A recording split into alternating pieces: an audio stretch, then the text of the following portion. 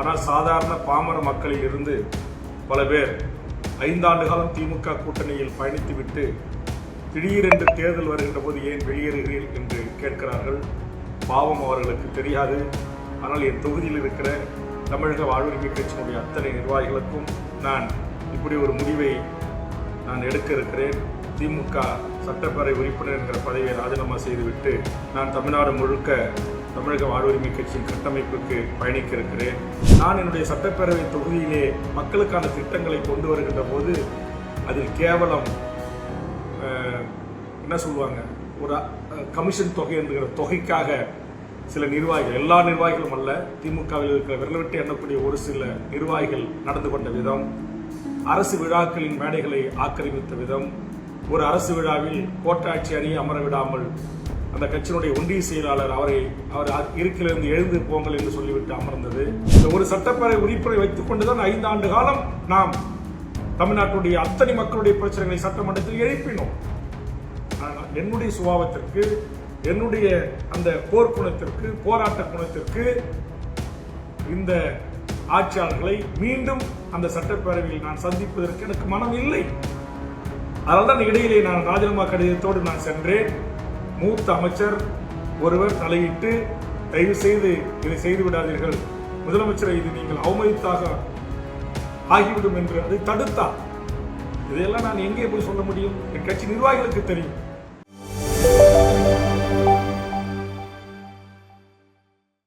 அனைத்து தாய் தமிழ் உறவுகளுக்கும் வணக்கம். இன்று நேரலையின் ஊடாக உங்கள் அனைவரிடம் பேசுவதில் மகிழ்ச்சி அடைகிறேன். காரணம், மிக முக்கியமான செய்திகளை தமிழக வாழ்வுரிமை கட்சியின் கடகோடி தொண்டனில் இருந்து எனது அடுத்த நிலை தலைவர்கள் வரை சில செய்திகளை அவர்களுக்கு சொல்ல வேண்டும் என்ற ஆவலும், உலகம் முழுவதும் வாழ்கின்ற எமது தொப்புள் கொடி உறவுகளான தமிழீழ உறவுகள், தாயக உறவுகள் அனைவருக்கும் தற்போது தமிழ்நாட்டில் நடைபெற இருக்கின்ற சட்டப்பேரவை தேர்தல் 2026 இந்த தேர்தலில் தமிழக வாழ்வுரிமை கட்சி எந்த மாதிரியான முடிவுகளை எடுக்க இருக்கிறது, அப்படி எடுக்கின்ற போது தமிழக வாழ்வுரிமை கட்சியினுடைய தொண்டர்கள் எவ்வாறு தமிழக வாழ்வுரிமை கட்சிக்கு ஒத்துழைக்க வேண்டும், எப்படி நடந்து கொள்ள வேண்டும், பிற அரசியல் கட்சியினுடைய தலைவர்களை நாம் நினைத்த மாத்திரத்தில் மிக மோசமான, அருவருக்கத்தக்க, அநாகரிகமான வார்த்தைகளை கொண்டு தமிழக வாழ்வுரிமை கட்சியின் உறவுகள் விமர்சனம் செய்ய கூடாது என்பது முதலில் என்னுடைய வேண்டுகோள். இந்த தேர்தலில் திமுக தலைமையிலான கூட்டணியில் நாம் இடம்பெறுவோம், இடம்பெற்று பயணிப்போம் என்று தமிழக வாழ்வுரிமை கட்சியினுடைய பல நிர்வாகிகள் நினைத்திருந்தார்கள். ஆனால் பெரும்பாலான நிர்வாகிகள் அப்படி நினைத்திருக்க வாய்ப்பு இல்லை என்று நான் கருதுகிறேன். காரணம், கடந்த 5 ஆண்டு காலமாக தமிழக சட்டமன்றத்திலும் தமிழ்நாட்டின் பல்வேறு பிரச்சனைகளிலும் நாம் ஈடுபட்ட போது, போராட்டங்களை முன்னெடுத்த போது, தவறுகளை சுட்டிக்காட்டிய போது தமிழ்நாடு அரசு நம் கட்சி நிர்வாகிகளை எவ்வாறு கையாண்டது, நாம் கொடியேற்ற முற்பட்ட போது எப்படி தடுத்து கொடிக்கம்பங்கள் அகற்றப்பட்டன, நம்முடைய பதாகைகள் கிழித்தெறியப்பட்டன, நம்முடைய தோழர்கள் மீது பொய் வழக்கு புனையப்பட்டது, தமிழ்ச் சமூகம் சந்தித்த ஒவ்வொரு பிரச்சனைகளும், அது பரந்தூர் விமான நிலையமாக இருக்கலாம், நெய்வேலி நிலக்கரி பிரச்சனையாக இருக்கலாம், ஹைட்ரோ கார்பன், மீத்தேன், ONGC திட்டங்களுக்கு எதிராக போராட்ட களமாக இருக்கலாம், தமிழ்நாட்டில் நடந்தேறிய பாலியல் வன்கொடுமைகள், கற்பழிப்பு சம்பவங்கள், காவல்துறை மரணங்கள், துப்பாக்கிச் சூடுகள், கண்ணீர் புகை வீச்சுகள், எது நடந்திருந்தாலும் நாம் திமுகவோடு கூட்டணியில் இருந்து திமுகவோடு பயணித்து அவர்கள் சின்னத்தில் நின்று வெற்றி பெற்று சட்டப்பேரவை உறுப்பினராக சட்டமன்றத்தில் சென்று பணியாற்றிய போது கூட நாம் தமிழ்நாட்டில் நடந்த மக்களை பாதிக்கக்கூடிய, விவசாயிகளை பாதிக்கக்கூடிய, மாணவர்களை பாதிக்கக்கூடிய, தொழிலாளர் வர்க்கத்தை பாதிக்கக்கூடிய, மீனவர்களை பாதிக்கக்கூடிய அத்தனை தமிழ் சமூகத்தின் வாழ்வுரிமை பிரச்சனைகளிலும் நாம் சமரசமற்று போராட்ட களத்திலும் நின்றோம், தமிழக சட்டமன்றத்திலும் நின்றோம். இதை சட்டமன்ற நடவடிக்கைகளை கண்காணிக்கின்ற எனது அருமை என் தொப்புள்கொடி உறவுகளுக்கும், தாய் தமிழ் உறவுகளுக்கும், என் கட்சியினுடைய நிர்வாகிகளுக்கும் தெரிந்திருக்கும். ஆனால் சாதாரண பாமர மக்களில் இருந்து பல பேர் 5 ஆண்டு காலம் திமுக கூட்டணியில் பயணித்துவிட்டு திடீரென்று தேர்தல் வருகின்ற போது ஏன் வெளியேறுகிறீர்கள் என்று கேட்கிறார்கள். பாவம், அவர்களுக்கு தெரியாது. ஆனால் என் தொகுதியில் இருக்கிற தமிழக வாழ்வுரிமை கட்சியினுடைய அத்தனை நிர்வாகிகளுக்கும், என் தொகுதியிலே இருக்கிற அத்தனை கிளையில் இருக்கிற உறுப்பினரிலிருந்து கிளை செயலாளர் முதற்கொண்டு நான் சில ஆண்டுகளுக்கு முன்பாகவே நான் இப்படி ஒரு முடிவை நான் எடுக்க இருக்கிறேன். திமுக சட்டப்பேரவை உறுப்பினர் என்கிற பதவியை ராஜினாமா செய்துவிட்டு நான் தமிழ்நாடு முழுக்க தமிழக வாழ்வுரிமை கட்சியின் கட்டமைப்புக்கு பயணிக்க இருக்கிறேன். நம்முடைய கொள்கையும் அவர்களோடு தொடர்ந்து பயணிப்பதிலே பல்வேறு சங்கடங்களும், பேரவைத் தலைவருக்கும் எனக்குமான மோதல், முதலமைச்சருக்கும் எனக்குமான மோதல், மூத்த அமைச்சர் பெருமக்களுக்கும் எனக்குமான கடும் வார்த்தை பிரயோகங்கள் என்று சொல்லக்கூடிய வாக்குவாதங்கள், பல உயரதிகாரிகளுக்கும் எனக்குமான பிரச்சனைகள், நேரடியாக அவர்கள் அறைகளுக்கே சென்று அவர்களோடு நான் வாதிட்டது, போரிட்டது, தமிழ்நாட்டின் தலைமைச் செயலாளர் அவர்களை சந்தித்து தமிழ்நாட்டின் மிக முக்கிய உன்னதமான வாழ்வுரிமை சிக்கல்களுக்காக பேசியது, நம்முடைய சிறப்பு முகாம்கள் மூடப்பட வேண்டும், ஈழத்தமிழர்கள் விடுதலை செய்யப்பட வேண்டும், இரட்டை குடியுரிமைக்கு உரிய அழுத்தங்களை தர வேண்டும், இதுபோன்று எண்ணற்ற பிரச்சனைகள். இங்கு கனிம கொள்ளைக்கு கன்னியாகுமரியில் நாம் அறிவித்த போராட்டம், பொதுக்கூட்டங்கள், அதுபோன்று மணல் குவாரிகளுக்கு எதிர்க்காக நாம் நடத்திய போராட்டங்கள் கடந்த காலங்களில், இதுபோன்று இங்கு அரசூழிகளாக பணி செய்கின்ற எனதருமை ஆசிரியர் பெருமக்களுடைய பிரச்சனை, செவிலியர்கள் என்று சொல்லக்கூடிய நம்முடைய மருத்துவ பணியாளர்களுடைய பிரச்சனை, மருத்துவர்களுடைய பிரச்சனை, அதுபோன்று பட்டதாரி ஆசிரியர்களுடைய பிரச்சனை, இப்படி கௌரவ விரிவுரையாளருடைய பிரச்சனை, டேங்க் ஆபரேட்டர் என்று சொல்லக்கூடிய கடனில் இருக்கிறவருடைய பிரச்சனை, ஊரக எழுத்தர்களுடைய பிரச்சனை, ஊரக செயலாளர்களுடைய பிரச்சனை, அதுபோன்று மக்கள் நல பணியாளர்களுக்கான மறு பணி வழங்காத பிரச்சனை, இதுபோன்று நாம் தொடாத பிரச்சனைகளே இல்லை. இந்த 5 ஆண்டு காலம் என்னுடைய முகநூல் பக்கங்களை கூர்ந்து கவனிக்கின்ற உறவுகளுக்கு தெரியும். ஒவ்வொரு நாளும் இந்த தமிழ் சமூகத்திற்கான பிரச்சனைகளை குறித்து மிகச்சிறந்த ஒரு அறிவுரை குழுமத்தோடு கலந்து ஆலோசனை பேசி அறிக்கைகளை தயார் செய்து அறிக்கைகளை வெளியிட்டு அது நாட்டு மக்களுக்கு செய்தியாக்குங்கள் என்று பத்திரிகை ஊடகங்களை நாம் வேண்டுகின்ற போது அது எந்த ஒரு தொலைக்காட்சியும் எந்த ஒரு பத்திரிகையும் வெளியிடுவதில்லை, எந்த ஒரு செய்தித்தாள்களும் செய்தியாக வெளியிடுவதில்லை. ஆக எந்த நேரத்தில் பத்திரிகையாளர்களை சந்தித்து எந்த மாதிரி செய்திகளை நாட்டு மக்களுக்கு சொல்ல வேண்டிய நேரத்தில் சொன்னால் நம்முடைய கொள்கை சார்ந்து பயணித்த இந்த 10 அம்ச கோரிக்கையுடன் நாம் சட்டமன்றத்தில் சந்தித்த அந்த இன்னல்கள் பிரச்சனைகளை மக்களிடத்தில் கொண்டு சேர்ப்பார்கள் என்பதை உணர்ந்த நீங்கள் தலைவனாக ஏற்றுக்கொண்டிருக்கிற வேல்முருகன் தான் தேர்தல் காலத்தில் ஒட்டுமொத்த ஊடகங்களும் யார் யாரோடு கூட்டணி சேர்கிறார், யார் எந்த கூட்டணியிலிருந்து வெளியேறுகிறார், என்ன நடக்கப் போகிறது என்று பரபரப்பான செய்திகளுக்காக இலவு காத்துக்களை போல் பல்வேறு பெரிய கட்சிகள், தேசிய கட்சிகள், திராவிட கட்சிகளின் தலைவர்களின் வீட்டு வாசல்களிலும் அவருடைய அலுவலகங்களிலும் காத்து கிடந்து கொண்டிருந்தார்கள். ஆக இந்த சூழலில் நான் சில கடலூர் மாவட்டத்தினுடைய திமுகவுடைய செயற்குழு, பொதுக்குழு, ஒன்றிய அளவிலான கூட்டத்தில் அதனுடைய முன்னணி அமைச்சர் பெருமக்களையே வைத்துக்கொண்டு அவர்கள் என்னை குறித்தும் எப்போது பார்த்தாலும் கூட்டணிக்கு தந்து விடுகின்றீர்கள், நாங்கள் இப்போது எம்எல்ஏ ஆவது என்று திமுக பிரமுகர்கள் பேசிய பேச்சு அந்த மாவட்டத்தினுடைய அமைச்சர் முன்னிலையிலும் 2 அமைச்சர்கள் முன்னிலையில், கடலூர் மாவட்டத்தினுடைய 2 அமைச்சர்கள் முன்னிலையிலும் கடலூர் மாவட்டத்திற்கு பொறுப்பாக வந்த மாண்புமிகு நகராட்சித்துறை அமைச்சர் நேரு அவர்கள் இருக்கின்ற மேடைகளில் பேசினார்கள். அண்ணன் நேரு அவர்களோ அல்லது மூத்த அமைச்சர் பெருமக்களோ அப்படி பேசியவர்களை, ஒரு கூட்டணி கட்சி தலைவர்களை அப்படி விமர்சனம் செய்வது முறையல்ல, பல்வேறு தொலைக்காட்சிகள் நேரடியாக ஒளிபரப்பு செய்து கொண்டிருக்கிறது, பத்திரிகையாளர்கள் இருக்கிறார்கள் என்று கண்டிக்கவில்லை. ஆக அப்போது ஏற்பட்ட வருத்தம் நான் என்னுடைய சட்டப்பேரவை தொகுதியிலே மக்களுக்கான திட்டங்களை கொண்டு வருகின்ற போது அதில் கேவலம் என்ன சொல்லுவாங்க, ஒரு கமிஷன் தொகை என்கிற தொகைக்காக சில நிர்வாகிகள், எல்லா நிர்வாகிகளும் அல்ல, திமுகவில் இருக்கிற விரல்விட்டு எண்ணக்கூடிய ஒரு சில நிர்வாகிகள் நடந்து கொண்ட விதம், அரசு விழாக்களின் மேடைகளை ஆக்கிரமித்த விதம், ஒரு அரசு விழாவில் கோட்டாட்சி அணியை அமர விடாமல் அந்த கட்சியினுடைய ஒன்றிய செயலாளர் அவர் இருக்கிலிருந்து எழுந்து போங்கள் என்று சொல்லிவிட்டு அமர்ந்தது, இதுபோன்ற அரசு விழாக்களிலே தலையிட்டு அவர்கள் உதவித் தொகைகளை அறிவிப்பது, பொங்கல் பரிசுகளை அறிவிப்பது, இதுபோன்று அந்த ஆளுங்கட்சி தாங்கள் தான் அப்படி என்கிற அந்த பெரியண்ணன் மனப்பான்மையில் கடநிலை நிர்வாகிகளிலிருந்து மேல்நிலை நிர்வாகிகள் வரையிலும் ஒரு சிலர்கள் நடந்து கொண்ட அந்த வருத்தம், இதையெல்லாம் கருத்தில் கொண்டுதான் நான் பண்ருட்டியிலே நிர்வாகிகளை அழைத்து, இனி நான் பண்ருட்டி தொகுதியிலே தேர்தலில் நிற்கப் போவதில்லை, பண்ருட்டி தொகுதியிலே மட்டும் நிற்கப் போவது இல்லாமல் வருகின்ற இந்த சட்டப்பேரவை தேர்தலில் ஒட்டுமொத்தமாக நான் அதிலிருந்து விடுபட்டு கட்சிக்கு உழைத்த முன்னணி தலைவர்களுக்கு அந்த வாய்ப்புகளை வழங்குகிறேன்.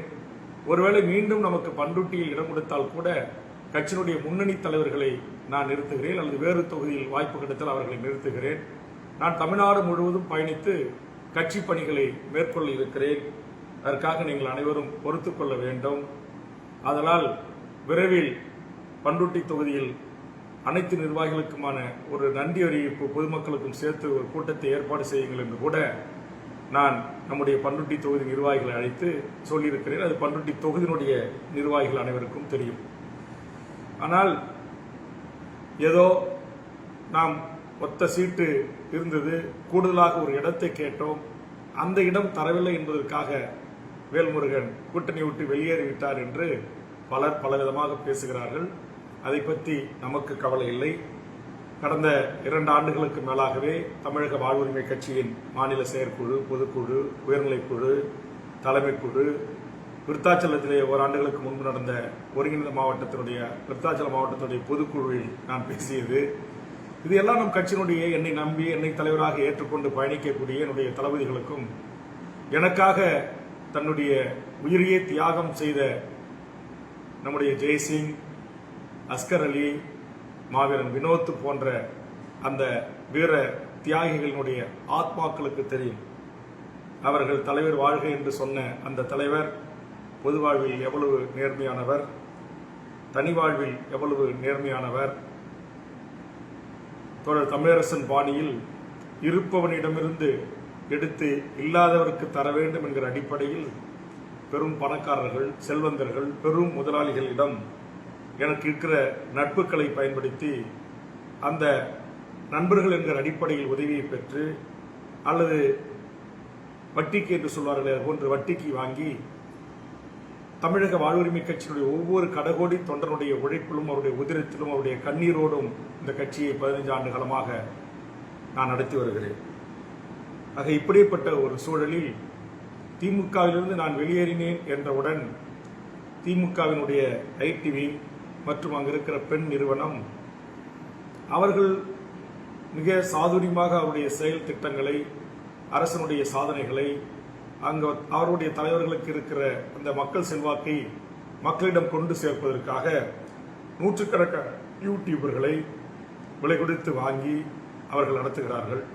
பல யூடியூபர்ஸ், இன்ஃபுளுன்சர் என்று சொல்லக்கூடிய போலி பத்திரிகையாளர்கள் சில பேரை விலை கொடுத்து வாங்கி மாத சம்பளம் கொடுத்து அவர்கள் தங்களுடைய பரப்புரையை மேற்கொண்டு வருகிறார்கள். அது அந்த கட்சியினுடைய ப்ரமோஷன். இந்த கட்சி மீண்டும் தேர்தலில் வெற்றி பெறுவதற்கு அவர்கள் செய்கின்ற நடவடிக்கை, அல்லது ஒரு மிகப்பெரிய அது ராஜதந்திரமான நடவடிக்கையாக கூட அது இருக்கலாம். அதில் நமக்கு எந்த மாற்று கருத்தும் இல்லை. ஆனால் ஒரு கூட்டணியில் பயணித்துவிட்டு 5 ஆண்டு காலமாக இந்த 10 அம்ச கோரிக்கை என்பது நேற்று இன்றைக்கு நம்ம கொடுக்கல. நாம் சட்டமன்ற உறுப்பினராக சென்ற முதல் நாள் உரையில் இருந்தே எடுத்து பார்த்தால் அவை குறிப்பில் இருக்கிறது, ஆவணமாக இருக்கிறது.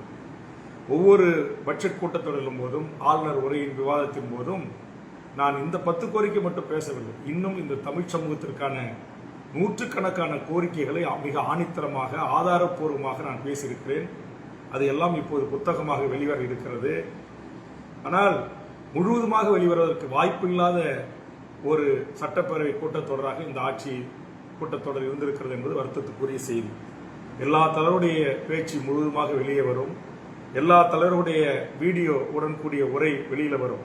ஆனால் நான் சண்டையிட்டு போராடி வாதாடி கதறி கெஞ்சி நான் ஒரு 7 நிமிடம் பேசினால் 5 நிமிடம் பேசினால் அதில் 1 நிமிடம் 3 நிமிடம் 10 நிமிடம் பேசினால் 7 நிமிடம் 20 நிமிடம் பேசினால் அதிலே 10 நிமிடம் என்று எல்லா தமிழ் சமூகத்துக்கு சென்று சேர வேண்டிய எல்லா தரப்பு மக்கள் பிரச்சனையும் பேசுகிறார். சாதாரண துணி துவைக்கிற வண்ணார் மக்களுடைய சமூக நீதி இடஒதுக்கீட்டை குறித்தும் முடி திருத்துவர்களுக்கான சமூக நீதியிலிருந்து குயவர்களிலிருந்து குறவர்களிலிருந்து வேட்டுவ கவுண்டர்களிலிருந்து இதுபோன்று சமூகத்தில் மிக மிக நலிந்திருக்கிற இருளர் மக்கள் பழங்குடி மக்களிலிருந்து நான் பிறந்து வளர்ந்து வாழ்ந்த வன்னியர் சமூகத்திலிருந்து தமிழ்ச்சாதிகள் தமிழ்நாட்டில் வாழ்கின்ற மொழிவழி சிறுபான்மை மக்களில் இருந்து அத்தனை மக்களின் உரிமைகளுக்காக நான் அந்த சட்டமன்றத்தில் பேசியிருக்கிறேன். என்னை யாராவது ஒரு வட்டத்திற்குள் அடைக்க முற்பட்டால் நிச்சயமாக அவருடைய எண்ணம் ஈடேறாது. காரணம் அத்தனையும் ஆவணங்களாக இருக்கிறது. அருமை நண்பர் எழுத்தாளர் சமூக செயல்பாட்டாளர் அருள்தாஸ் என்கிற ஒரு சமூக செயல்பாட்டாளர் இந்த சட்டமன்ற உரைகள் சுமார் 2000க்கு மேற்பட்ட பக்கங்கள் அடங்கிய அந்த உரையை தொகுத்து கொண்டிருக்கிறார்.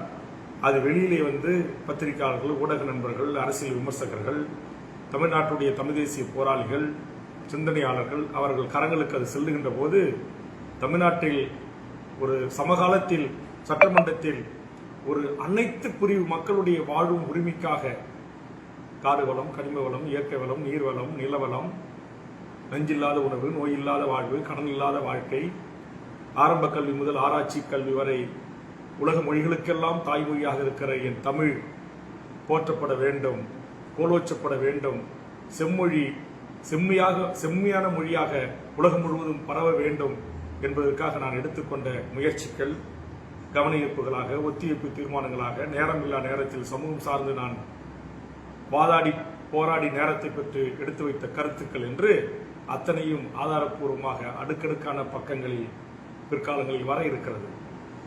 சில தருதலைகள் தேர்தலுக்காக, ஓட்டுக்காக, பதவிக்காக, பணத்திற்காக பேசுகிறார்கள் என்றும், நான் என்னுடைய போராட்டத்தினூடாக கடந்த 10 ஆண்டுகளுக்கு மேல் அதிமுக ஆட்சி நிறைவு பெறுகின்ற சில ஆண்டுகளுக்கு முன்பிருந்து என் தொகுதியில் எங்கேயுமே மணல் குவாரிகளை நடத்த விடாமல் தடுத்து போராட்டம் செய்து விவசாய மக்களை திரட்டி தடுத்து வைத்திருக்கிறேன். விருத்தாச்சலம் பகுதியில் தோழர் மக்கள் அதிகாரத்தினுடைய ராஜ் வழக்கறிஞர் அவர்கள் தலைமையில் போராடி அங்கு மணல் எடுக்க அனுமதி இல்லை.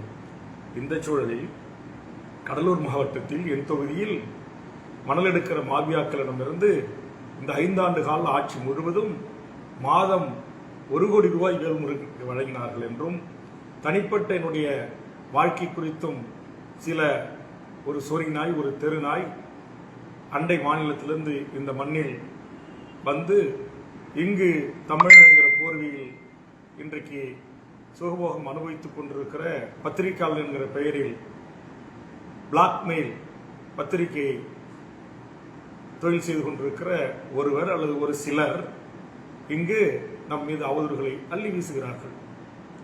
பண்ருட்டி தொகுதி மக்களுக்கு தெரியும், கட்சியினுடைய முன்னணி தலைவர்களுக்கு தெரியும், நிர்வாகிகளுக்கு தெரியும், கடலூர் மாவட்டத்தினுடைய உறவுகளுக்கு தெரியும். இந்த திமுகவுடைய 5 ஆண்டு கால ஆட்சியில் அவர்கள் பெயரிட்டு குறிப்பிட்ட அவர்கள் யாராவது ஒருவர் என்னை சந்தித்ததாகவோ, என்னிடத்தில் அவர்கள் ஏதாவது நன்கொடை கொடுத்ததாகவோ நிரூபிக்கப்பட்டால் நான் என் பொது வாழ்விலிருந்து விலகிக் கொள்வதற்கு தயாராக இருக்கிறேன். இந்த 5 ஆண்டு காலத்தில் அப்படி மணல் மாபியா எவனிடத்திலும் லாட்ரி, கஞ்சா, அபின், போதை வாஸ்துகள் செய்கின்ற எந்த ஈனப்பிறவிகளிடமும் நான் 1 ரூபாய் கூட நன்கொடையும் பெற்றதில்லை. அவர்கள் எனக்கு மாதம் மாதம் கப்பங்களும் கட்டியதில்லை. உண்மை இவ்வாறு இருக்க என் தனிப்பட்ட வாழ்க்கை குறித்து நாங்கள் பேசுவோம் என்று மிரட்டுவது, நீங்கள் கூட்டிலிருந்து வெளியேறியவுடன் நீங்கள் அரசை மிரட்டுவது போல் பேசினால், அமைச்சர்களை மிரட்டுவதை போல் பேசினால், உங்கள் தனிப்பட்ட வாழ்க்கை குறித்து பேச வேண்டும் என்று பேசுகிற உங்களுக்கு நான் சொல்லுகிறேன், நேருக்கு நேராக என் தனிப்பட்ட வாழ்க்கையை குறித்து தமிழ்நாட்டில் இருக்கிற அனைத்து தொலைக்காட்சிகளையும் நானே ஏற்பாடு செய்கிற ஒரு இடத்தில், அல்லது அனைத்து பத்திரிகையாளர்களையும் ஒரே இடத்தில் நான் ஏற்பாடு செய்கிறேன். அப்படி ஏதாவது உங்களுக்கு நான் சொன்ன இந்த செய்திகளில் ஆதாரங்கள் இருந்தால் குற்றச்சாட்டுகள் இருந்தால், உங்களுக்கு புகைப்பட வீடியோக்கள் இருந்தால், அல்லது எங்கேயாவது நான் சென்று யாரிடத்திலாவது பணம் பெற்றுக்கொண்டு வருகிறேன் என்பதற்கு ஆதாரம் இருந்தால் அதை நீங்கள் தாராளமாக நீங்கள் சொல்லலாம்.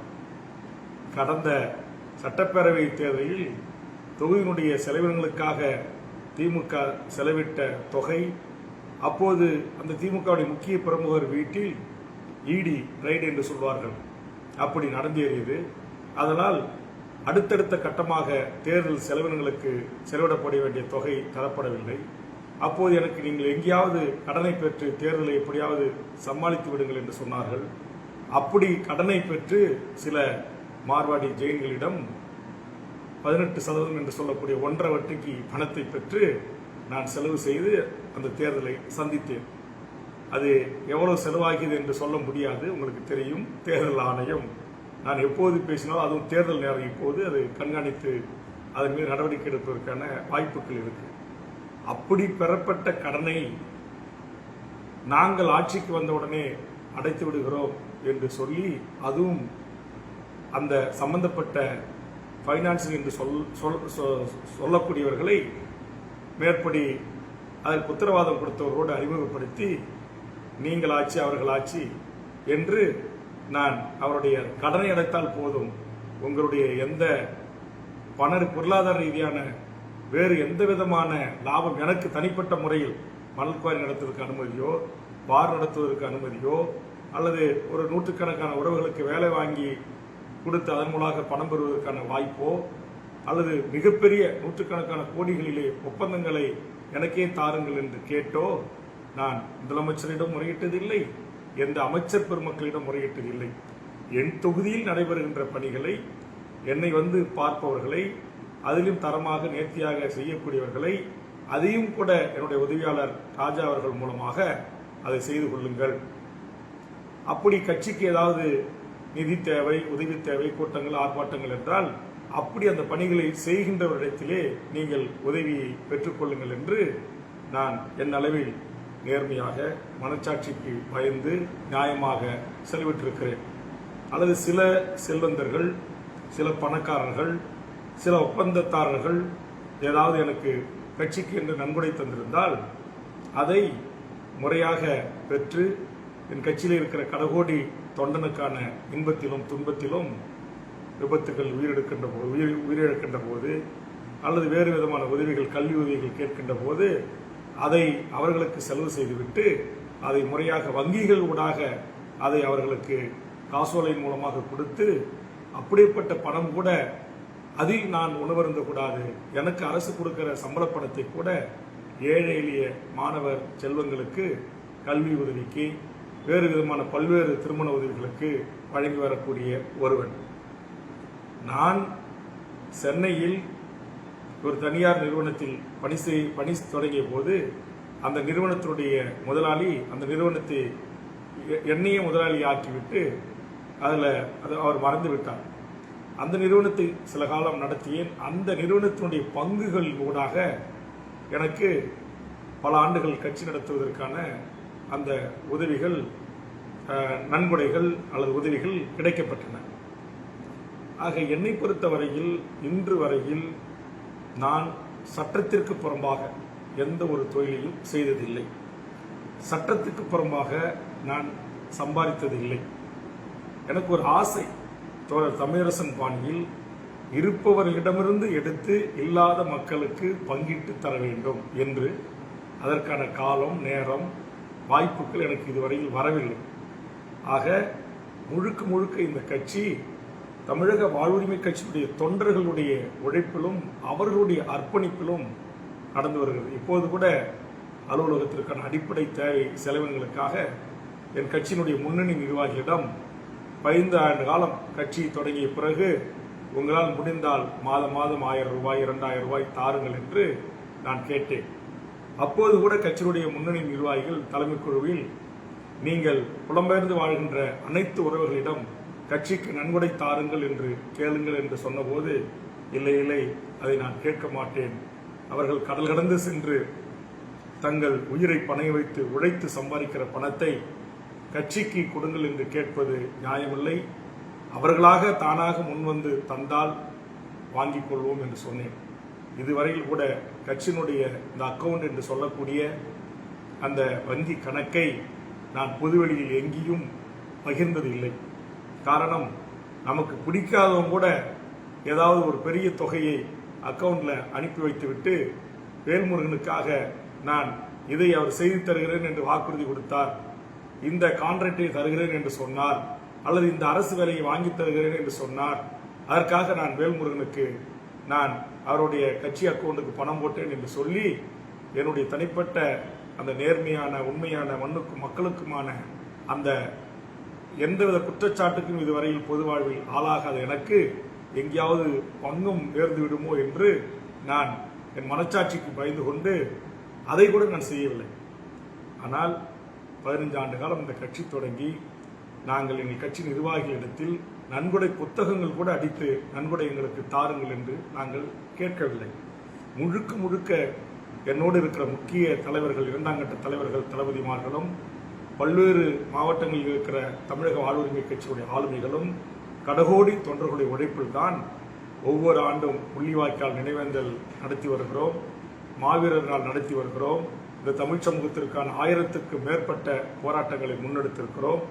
அத்தனை நிகழ்வுகளும் ஒன்று என்னுடைய அண்ணன் தம்பிகள், உறவுகள், நண்பர்கள் இவர்களிடமிருந்து நான் பெற்று அந்த பங்களிப்பு தொகையை தந்து அதனூடாகத்தான் இந்த கட்சியை நாங்கள் கட்டமைத்து வந்திருக்கிறோம். கட்சி தோழர்களுடைய அன்பளிப்போடு, அவர்களுடைய உதவிகளோடு.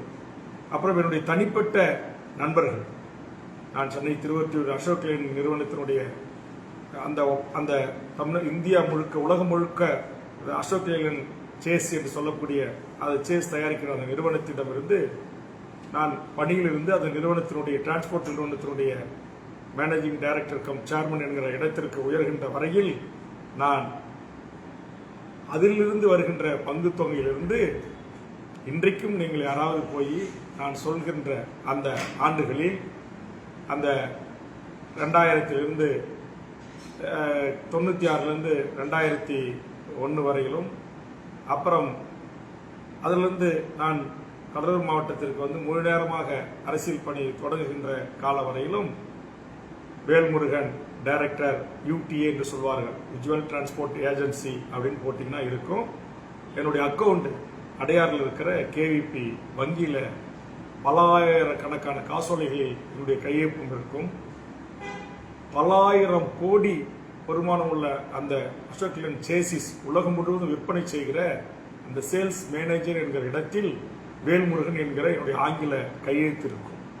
இதையெல்லாம் தெரிந்து கொள்ளாம ஏதோ இவருக்கு எங்கிருந்து வந்துச்சு, எனக்கு 500 கோடி சொத்து இருக்குதான், கூட்டணி விட்டு விலகிறன்னு சொன்ன உடனே திமுக தலைமையிலான அந்த போலி பத்திரிகையாளர்கள் கூறுகிறார்கள், வேல்முருகனுக்கு 500 கோடி சொத்து இருக்குதான். அட பாவிகளா, இந்த ஒரு வீடு இதுவும் என் அப்பாவிடமிருந்தும் என் சகோதரிடமிருந்து நான் காசோலையின் ஊடாக கடன் பெற்று என் மனைவியின் பெயரில் வாங்கினேன். என் மனைவிக்கு எனக்கும் கருத்து முரண்பாடின் காரணமாக இந்த வீடு கூட எனக்கு சொந்தம் இல்லாமல் இருக்கிறது என்பது பாவம் உங்களுக்கு தெரிவதற்கு வாய்ப்பு இல்லை. அது வழக்கு நீதிமன்றத்தில் இருக்கிறது.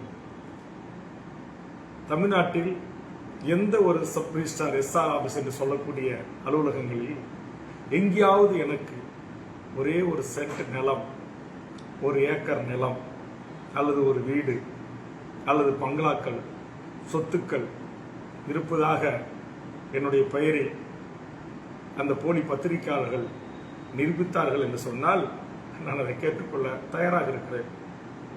நான் ஒரு தனியார் வங்கி நிறுவனத்திலிருந்து கடன் பெற்று சுமார் 1 கோடிக்கு மேலான ஒரு தொகையை என் கிராமப்புற ஏழை எளிய மாணவர் செல்வங்கள் இந்த ராக்கெட் ஏவுவது எப்படி என்கிற தொழில்நுட்பம், ஸ்பேஸ் டெக்னாலஜி, இந்தியாவின் வரலாற்றில் தூத்துக்குடி கன்னியாகுமரி மாவட்ட எல்லையோரத்தில் பிறந்த ஒரு பச்சை தமிழன் ஆனந்த் மகாலிங்கம் என்கிற ஒரு விஞ்ஞானி நம்மோடு வாழ்கின்ற அப்துல் கலாமாக அறிவியல் செல்வராக வாழ்கிறார். அவர் அதை பயிற்சி செய்து அதிலே பலூன்கள் என்று சொல்லக்கூடிய பலூன்களிலே அந்த சேட்டலைட்டை அனுப்பி கின்னஸ் சாதனை படைத்திருக்கிறார். இந்தியாவில் நம்முடைய சென்னை திருவான்மியூர் அருகாமையில் இருக்கிற திருப்பூர் அருகாமையில் இருக்கிற ஒரு பகுதியிலிருந்து அவர் அந்த ராக்கெட்களை ஏவுகணை செய்து சேட்டலைட்டுகளை விண்ணுக்கு அனுப்பி ஆராய்ச்சி செய்து இன்றைக்கு அமெரிக்காவினுடைய அந்த விஞ்ஞான பீடமே அவரை அழைத்திருக்கிறது. இந்த மாதம் என்னுடைய அந்த நண்பர் அமெரிக்கா பயணம் மேற்கொள்கிறார். ஆக அந்த நிறுவனத்திலும் நான் ஒரு பங்களிப்பாளராக கடனை வாங்கி செலுத்தி ஏழை எளிய மாணவர்களுடைய கனவு விஞ்ஞானி ஆகணும், சேட்டலைட் கண்டுபிடிக்கணும் என்று சொல்லக்கூடியவர்களுக்கு, குறிப்பாக நான் வாழ்கின்ற பண்ருட்டி, நெய்வேலி இந்த பகுதியில் படிக்கிற அரசு பள்ளி மாணவர்களுக்கும் தனியார் கிராமப்புற மாணவர்கள் படிக்கின்ற வள்ளலார் பள்ளி போன்ற பள்ளி, நெய்வேலியில் இருக்கிற அரசு பள்ளி மாணவர்களுக்கும் வள்ளலார் பள்ளி மாணவர்களுக்கும், இன்னும் தமிழ்நாடு முழுவதும் இருக்கிற அரசு பள்ளி மாணவர்களுக்கும் அந்த அறிவியல் ரீதியான ஆர்வம் உள்ள மாணவர்களை தேர்வு செய்து ஒரு மாணவருக்கு சுமார் ஒரு 20,000 ரூபாய் என்று செலவிலே சுமார் ஆயிரக்கணக்கான மாணவர்களுக்கு அந்த அறிவியல் தொழில்நுட்பத்தை கற்றுத்தருகின்ற அந்த பயிற்சி அளிப்பதற்கான ஒரு திட்டத்தை நாங்கள் நிறுவி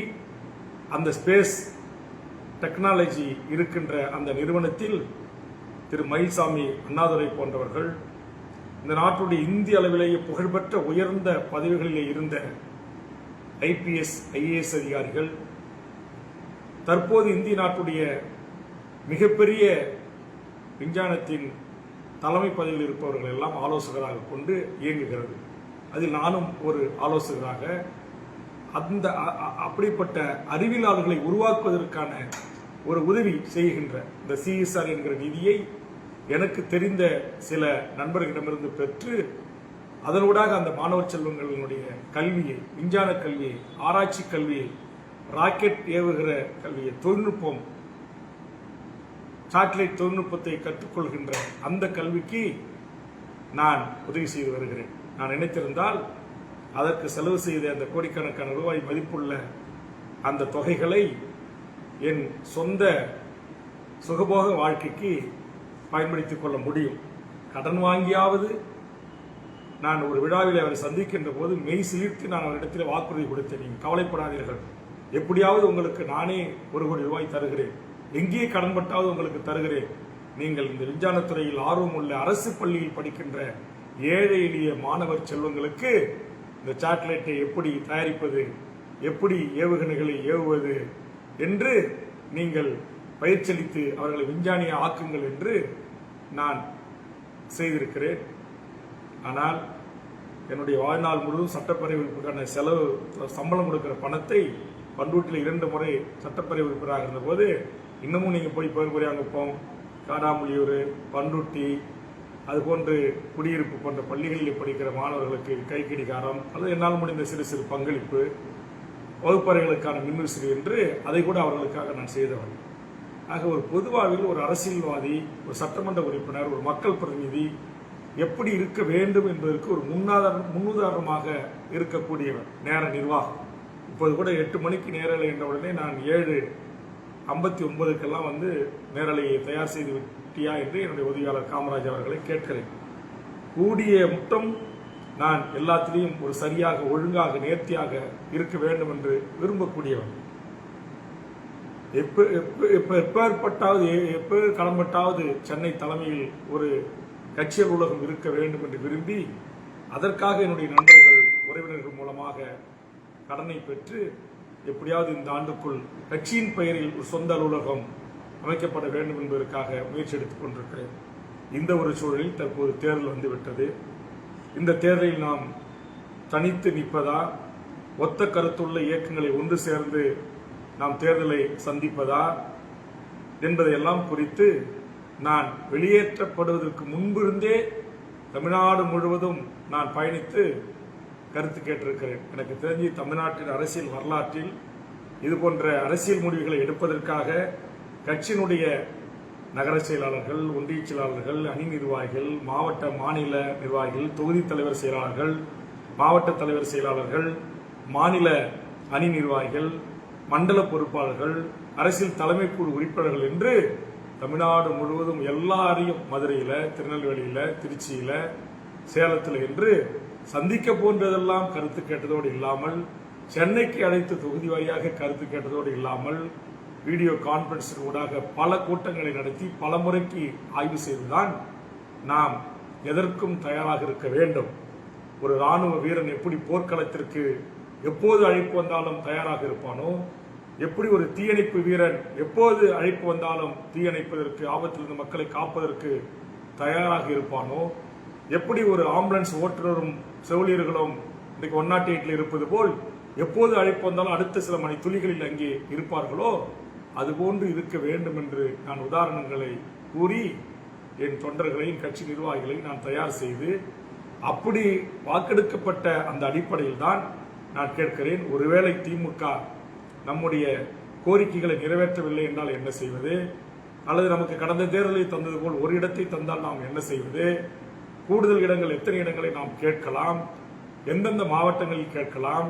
கட்சி கட்டமைப்பு உள்ள, பூத்து கமிட்டி உள்ள, ஓரளவுக்கு கட்சி உள்ள தென் மாவட்டங்களில் ஒன்றோ, அல்லது கடலூரை தாண்டி சேலத்தில் ஒன்றோ, தருமபுரியில் ஒன்றோ, கிருஷ்ணகிரியில் ஒன்றோ, வேலூரில் ஒன்றோ, அப்படி என்றெல்லாம் நான் பேசியிருக்கிறேன். கட்சி நிர்வாகிகளுக்கு அனைவருக்கும் தெரியும். அதுபோன்று கிடைக்கிற 2 இடத்தில் ஒரு இடத்தை நாம் ஆதித்தமிழர்களுக்கு, நம் உறவுகளுக்கு தரலாமா என்பதை குறித்தும், அதற்கும் சில நண்பர்களை நீங்கள் தயாராக இருக்க வாய்ப்பு உங்களுக்கு கூட அடிக்கும் கூட்டணியில் என்றெல்லாம் நான் தயார் செய்து வைத்திருந்தேன். ஆக நான் எந்த லட்சியத்திற்காக பயணிக்கிறேன், எந்த நோக்கத்திற்காக பயணிக்கிறேன், எனக்கு பதவியோ பணமோ ஒரு பொருட்டு அல்ல என்பதை கிட்டத்தட்ட இந்த கட்சியில ஒரு 90% நிர்வாகிகள் உணர்ந்திருக்கிறார்கள். ஆனால் ஒரு 10% நிர்வாகிகள், அண்ணா எப்படியாவது கூட்டணி வச்சிருங்கண்ணே, எப்படியாவது திமுகவில் 2 சீட்டு கேட்டு வாங்கிடுங்கண்ணே, எப்படியாவது அதிமுகவில் 3 சீட்டு வாங்கிடுங்கண்ணே, அப்படி என்ற மனநிலையில் ஒரு விரல் விட்டு எண்ணக்கூடிய ஒரு சில பேர் இருந்து என்னை கேட்காமலேயே சில நடவடிக்கைகளை இறங்கியிருக்கிறார்கள். அது ஏற்றுக்கொள்ள முடியாத ஒன்று. நான் கொடுத்த அனுமதி ஒன்று, அதையும் தாண்டி கூடுதலாக ஒரு அட்வான்டேஜ் என்று சொல்வார்கள், அப்படி எடுத்துக்கொண்டு இன்றைக்கு நம்முடைய கட்சி ஏதோ பதவிக்காக இந்த கூட்டணி விட்டு நாம் வெளியேறினோம் என்பது போல, அதிமுகவிலும் பிஜேபி கூட்டணியிலே கூட நமக்கு கூடுதல் இடங்களை கொடுத்தால் நாம் தலைவர் பெற்றுக்கொள்வதற்கு நான் சம்மதிக்கிறேன், தலைவரை நான் அழைத்து வருகிறேன் என்றெல்லாம் கூட சில பேர் சில கட்சி நிர்வாகிகளோடு பேசியிருப்பதாக அதிகாரப்பூர்வமான ஆதாரப்பூர்வமான தகவல் வருகிறது. அப்படிப்பட்ட நிர்வாகிகளிடத்தில் நான் வேண்டுகோள் வைக்கிறேன். உங்களுடைய 15 ஆண்டு காலம் என்னோடு கட்சிக்காக உழைத்திருக்கிறீர்கள், கஷ்டப்பட்டிருக்கிறீர்கள், செலவு செய்திருக்கிறீர்கள், மறுக்கவில்லை. அதற்காக உலகம் முழுவதும் தமிழர்களுடைய எதிர்பார்ப்பு என்ன? தமிழ்நாட்டில் நான் தமிழ்நாடு முழுவதும் பயணம் செய்து கருத்து கேட்டு கை தூக்க வைத்து மேடைகளில் பேச வைத்து வீடியோ கான்பரன்சின் ஊடாக ஒருவரிடத்திலும் தனிப்பட்ட முறையிலே கருத்து கேட்டு, அதுபோன்று எல்லாருக்கும் ஒரு அட்டை தந்து அதிலே கூட்டணி வேண்டுமா வேண்டாமா என்று நாம் ஓராண்டுக்கு முன்பே ஓட்டெடுப்பு நடத்தியது, சென்னையில் நடந்த செயற்குழுவை நாம் ஓட்டெடுப்பு நடத்தியது என்று நாம் எல்லாவற்றையும் கடந்த 2 ஆண்டுகளாக எல்லாருக்கும் நான் சொல்லி வருகிறேன். தேர்தலுக்கு தயாராகுங்கள், கிளை கட்டமைப்புகளை உருவாக்குங்கள், உறுப்பினர் சேருங்கள், ஒன்றிய செயற்குழு போடுங்கள், பொதுக்குழு போடுங்கள், தொகுதி அளவிலே செயற்குழு பொதுக்குழு போடுங்கள், ஒருங்கிணைந்த மாவட்ட அளவிலே செயற்குழு பொதுக்குழு போடுங்கள். அதுபோன்று நம் கட்சிக்கு என்று சில நட்சத்திர பேச்சாளர்கள் புதிதாக வருகின்றிருக்கிறார்கள். அவர்களை முழுமையாக பயன்படுத்தி என்னுடைய இந்த 15 ஆண்டு காலம் இந்த மண்ணுக்கும் மக்களுக்கும் நாம் போராடிய போராட்டங்களை பட்டி தொட்டியெல்லாம் கொண்டு போய் சேருங்கள். அது மாதிரி சட்டமன்றத்தில் சமரசமற்ற இந்த 5 ஆண்டு காலமும் ஏற்கனவே 10 ஆண்டு காலமும் எதையெல்லாம் நாம் பேசியிருக்கிறோம் என்பதை நீங்க யூடியூப்ல போய் வேல்முருகன் ஸ்பீச், தமிழ வேல்முருகன் உரையினாலே கூட கிடைக்குது. பல நேர்காணல்கள் இருக்கிறது. அதுல நல்ல செய்திகள் சொல்லியிருந்து அதை கொண்டு போய் மக்கள்கிட்ட சேர்க்கலாம். துண்டறிக்கை விநியோகம் செய்யுங்கள், சுவரொட்டிகள் விநியோகம் செய்யுங்கள் என்றெல்லாம் சொன்னேன்.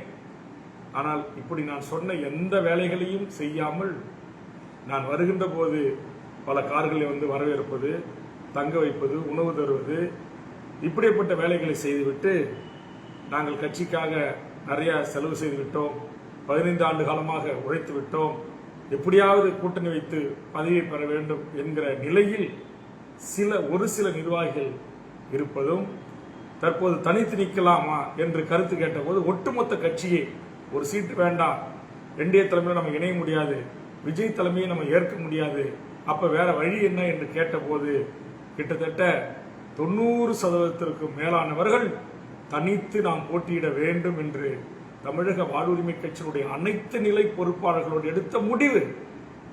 அந்த முடிவை நான் மட்டுமே மாற்ற முடியாது. அதே நேரத்தில் நான் இந்த தேர்தலில் ஒரு பரிசோதனை செஞ்சேன். சரி, மற்ற கட்சியில நம்ம கட்சி 2ஆம் கட்ட தலைவர்கிட்ட பேசி அவர்கள் நம்ம கட்சியை எந்த அளவுக்கு மதிப்பிடுகிறார்கள் என்கிற ஒரு சுய பரிசோதனை செய்வதற்கு யாராச்சும் உங்ககிட்ட பேசினாங்கன்னா என்ன சொல்றாங்கன்றத மட்டும் கேட்டு என்கிட்ட சொல்லணும். ஆனா நான் சொல்லிதான் நீங்க யார் இடத்துல பேசுறேன் என்ற செய்தி என் காதுக்கு வரக்கூடாது. நான் சொல்லிதான் நீங்க போய் யாரையாச்சும் பார்த்தீங்க என்ற செய்தி என் காதுக்கு வரக்கூடாது என்று நான் எனக்கு மிக நெருக்கமான சீனியர் 2ஆம் கட்ட என்னுடைய தளபதிகளிடத்தில் நான் சொல்லி ஒரு சுய பரிசோதனை செய்வதற்கு முற்பட்டேன். ஆனா இப்ப அப்படி சொல்லியிருக்க கூடாதோ, அதை அவர்கள் வேறு விதமாக எடுத்துக்கொண்டு இன்றைக்கு தமிழக வாழ்வுரிமை கட்சி சில மூத்த பத்திரிகை நண்பர்களை பார்த்து, உங்கள் கட்சியினுடைய 2ஆம் கட்ட தலைவர்கள் இன்னாரோடு பேசியிருக்கிறார்களே, அவர்களை நாங்கள் தனிப்பட்ட முறையிலே உரையாடுகின்ற போது கைபேசியில் இன்னார் தான் பேசினார், இப்பதான் அந்த தம்பி வந்துட்டு போறாரு, அப்படியெல்லாம் சொல்லி அந்த செய்தி என் காதுக்கு வருகின்ற போது உண்மையிலேயே எனக்கு வேதனையாக இருக்கிறது. அதனால் இந்த நேரலையின் ஊடாக ஒன்று, நீங்கள் ஒட்டுமொத்த கட்சி எனக்கு கொடுத்த அதிகாரத்தின் அடிப்படையில் கூட்டணியோ கூட்டணி இல்லையோ தோழமை சக்திகளோ நட்பு சக்திகளோ தமிழர் வாழ்வுரிமை கூட்டமைப்பில் இடம்பெற்றிருக்கிற அமைப்புகள், அரசியல் கட்சிகள், தமிழ் தேசிய அமைப்புகளோடு பேசி கூட்டணி எடுப்பதோ இறுதி முடிவை நாங்கள் தலைவருக்கு தருகிறோம் என்று தந்திருக்கிறீர்கள். ஆக இந்த சூழலில் ஒவ்வொரு நாளும் ஒரு முடிவு சொல்வது, 1 மணி நேரத்திற்கு ஒரு முறை மாற்றி மாற்றி பேசுவது என்று ஒரு விரல் விட்டு எண்ணக்கூடிய ஒரு சில நிர்வாகிகள் சில செய்திகள் கட்சியின் தலைமை நிலைச் செயலாளர் காதுக்கு கொண்டு வருகின்ற போது உண்மையிலேயே நான் வேதனை அடைகிறேன். ஆக இப்படியேப்பட்டவர்கள் எல்லாம் நம் கட்சியில் இருக்கிறார்களா? ஆக இந்த மனநிலையோடு தான் இத்தனை ஆண்டு காலம் இவர்கள் என்னோடு பயணம் செய்தார்களா என்று நான் உண்மையிலேயே வெட்கி தடை குளிர்ந்த தருணங்கள் சில தருணங்கள் உண்டு. அதுவும் நான் அருகாமையில் கூட்டு உட்கார வைக்கிற, எனக்கு பக்கத்து சீட்டிலே உட்கார வைத்து ஊடக வெளிச்சத்தை ஏற்படுத்தி தருகின்றவர்கள் எல்லாம் அது போன்று நடந்து கொள்கிறார்கள் என்கிற போது தலைமை நிலைச் செயலாளரும் தலைமை நிர்வாகிகளும் என்னுடைய உதவியாளர்கள் மூலமாகவும் அந்த செய்திகள் எனக்கு வருகின்ற போது உண்மையிலேயே நான் உண்மையிலேயே என்னுடைய மனம் வேதனைப்படுகிறது. அந்த செய்திகள் வந்த நாட்களில் எல்லாம் ஒவ்வொரு நாளும் வருகின்ற போதெல்லாம் அந்த இரவு முழுவதுமாக எனக்கு தூக்கம் இல்லை. இது போன்ற ஒரு மன உளைச்சலுக்கு, மன சிதைவுக்கு என்னையே விட்டால் நீங்கள் தன்னம்பிக்கை இழக்கக்கூடிய ஒரு தலைவராக மாற்றி விடுவீர்கள் போன்றது. அதனால் அது போன்ற செயல்களை இனியும் செய்யாதீர்கள். நாம் ஒத்த கருத்துள்ள இயக்கங்கள், அரசியல் கட்சிகள், அமைப்புகளோடும் தமிழர் வாழ்வுரிமை கூட்டமைப்பில் இடம்பெற்றிருக்கிற 150க்கு மேற்பட்ட சின்ன சின்ன அமைப்புகள், இயக்கங்களோடும் பேசிக் கொண்டிருக்கிறோம். இறுதியாக தேவைப்பட்டால் கூட இன்னொரு முறை உங்கள் அனைவரையும் நேரம் இருந்தால் நேரடியாக அழைத்தோ அல்லது வீடியோ கான்பரன்ஸ் என்று சொல்லக்கூடிய அடிப்படையில் உங்களை அழைத்தோ கருத்துக்களை கேட்டுவிட்டு வேண்டுமானாலும் நான் யாரோடு கூட்டணி, மக்களோடு கூட்டணியா, தமிழ் தேசிய அமைப்புகளோடு கூட்டணியா அல்லது இன்னும் பிற அரசியல் கட்சிகளோடு கூட்டணியா என்பதையெல்லாம் நான் சொல்ல இருக்கிறேன். நான் இதையெல்லாம் உடனுக்குடன் சொல்லாததுக்கு என்ன காரணம் அப்படின்றதையும் உங்ககிட்ட சொல்லியிருக்கிறேன். எல்லா செய்தியும் ஒரே நாள் பத்திரிகையாளர் சந்திப்பில் நடத்திட்டோம்னா இன்னைக்கு தமிழக வாழ்வுரிமை கட்சி இன்னைக்கு உலகம் முழுவதும் வாழ்கின்ற தமிழர்கிட்ட போய் சேர்ந்திருக்காரு. ஆக எந்த நேரத்தில் எந்த முடிவை எடுத்து அறிவிச்சா அது பத்திரிகையில் விவாத பொருளா மாறும், ஊடகத்தில் அது செய்தியாக மிகப்பெரிய அளவில் இடம்பெறும். உங்களுக்கு தெரியுமா, கட்சி தொடங்கி 15 ஆண்டு காலத்தில் இந்திய அளவில் இருக்கிற டெல்லியிலே இருக்கிற ஆங்கில சேனல்களிலே நாம் வெளியேறிவது விவாதமாக மாறி இருக்கிறது. முதல் முறை டைம்ஸ் ஆஃப் இந்தியா என்கிற இந்தியாவின் மிக புகழ்பெற்ற பத்திரிகை முன்னணி பக்கத்தில், முன்பக்கத்தில் செய்தி வெளியிட்டிருக்கிறது. வட்டார செய்தியாக, தொகுதி செய்தியாக, மாவட்ட செய்தியாக போட்ட தந்தி தமிழ்நாட்டினுடைய நாம் எடுத்த அந்த முடிவை தந்தியினுடைய தலைப்புச் செய்திகளில் தமிழக வாழ்வுரிமை கட்சி கூட்டணியிலிருந்து வெளியேறியது என்று தலைப்புச் செய்தி. இந்தியாவுடைய மிகப்பெரிய பத்திரிகை இந்தியன் எக்ஸ்பிரஸ் நேற்றைய பத்திரிகை ஒரு கால் பக்கம் என்னை குறித்தான ஒரு கட்டுரை. இந்தியாவினுடைய மிக புகழ்பெற்ற 100 ஆண்டுகள் பழமை வாய்ந்த தி ஹிந்து ஆங்கில பத்திரிகை நம்மை பற்றியான செய்தி, 4 கால செய்திகள்.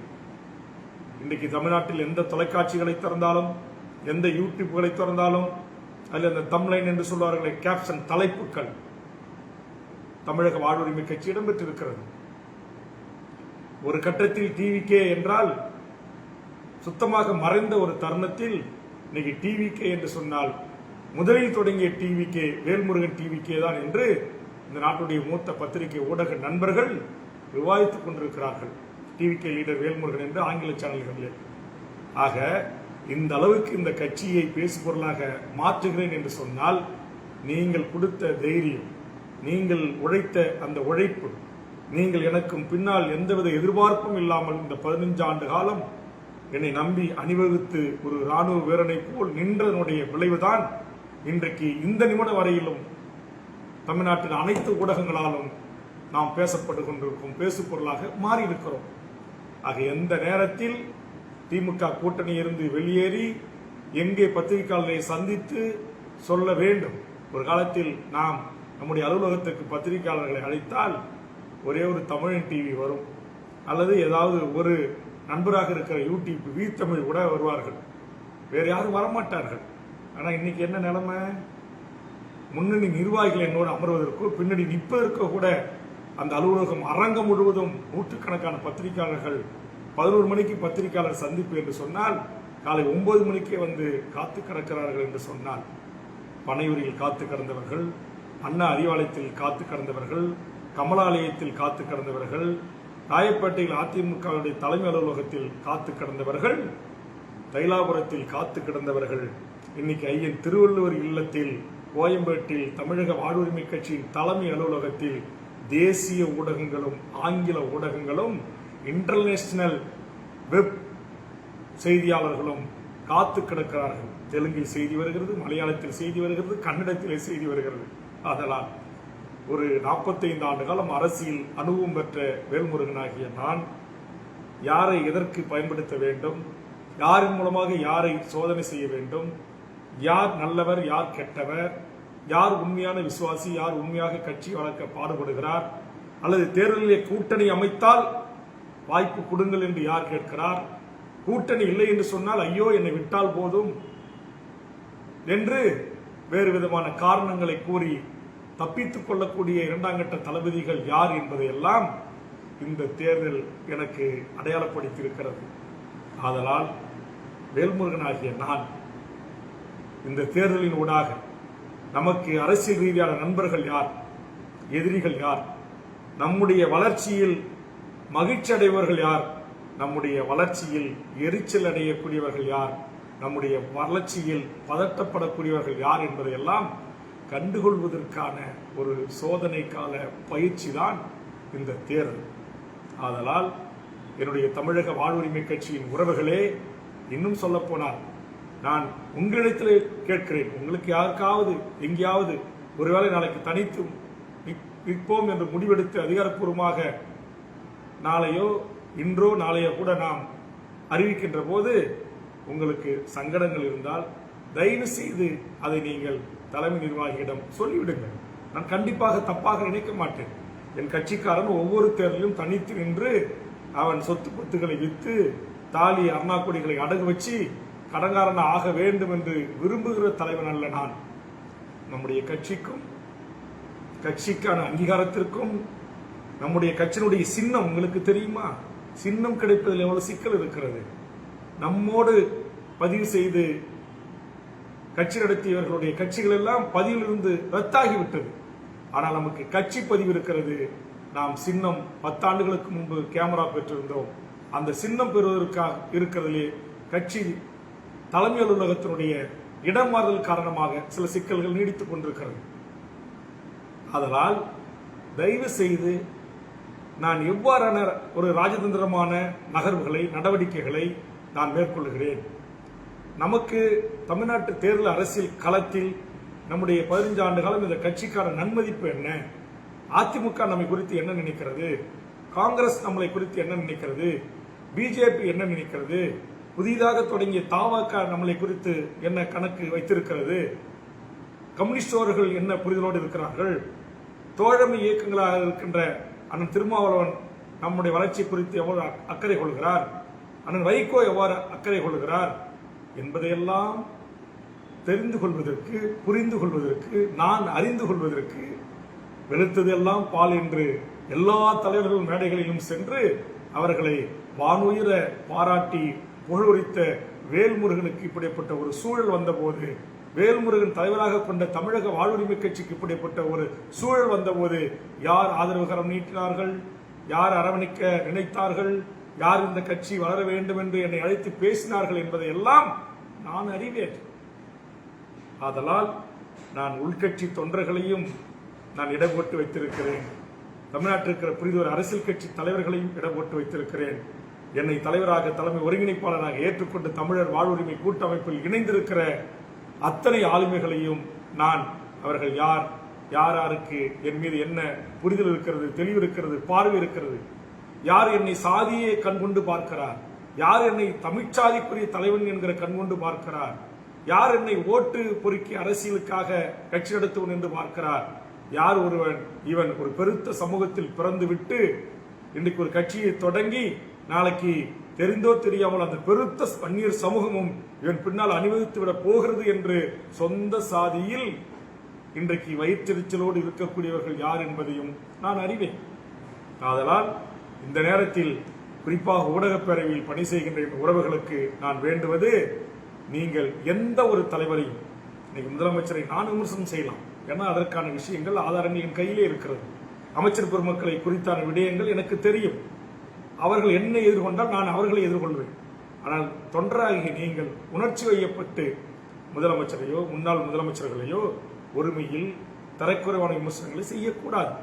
அதே மாதிரி திமுகவினுடைய இந்த இரண்டாம் கட்ட, இன்னைக்கு கூட யாரோ ஒருவர் ஏதோ ஒரு பெயர் வரும், அந்த பெயரை கூட நான் சொல்லவில்லை, ஏதோ ஒரு குமரன் என்று தரங்கட்ட கீழ்த்தரமான வார்த்தைகளை எல்லாம் பயன்படுத்தி வீடியோ வெளியிட்டுக் கொண்டிருக்கிறார்கள். எல்லாவற்றையும் நான் அறிவேன். நம்முடைய தமிழ் கடவுள், நாம் முருகனை வணங்குகிறோம். அந்த முருகனையே பெயராக கொண்ட நான் உங்களுக்கு சொல்லுகிறேன், யாமிருக்க பயமேன் என்று அந்த தமிழ் கடவுளுடைய படத்திற்கு கீழே ஒரு வாசகம் இடம் வரும். அதுபோல் நான் ஓரளவுக்கு எல்லாவற்றையும் இந்த காதில் வாங்கி கொண்டுதான் இருக்கிறேன், இந்த மூளையில் தேக்கி வைத்துக் கொண்டுதான் இருக்கிறேன். இதயத்தில் இருந்து நான் சிந்தித்து நான் நடவடிக்கைகளை மேற்கொண்டுதான் வருகிறேன்.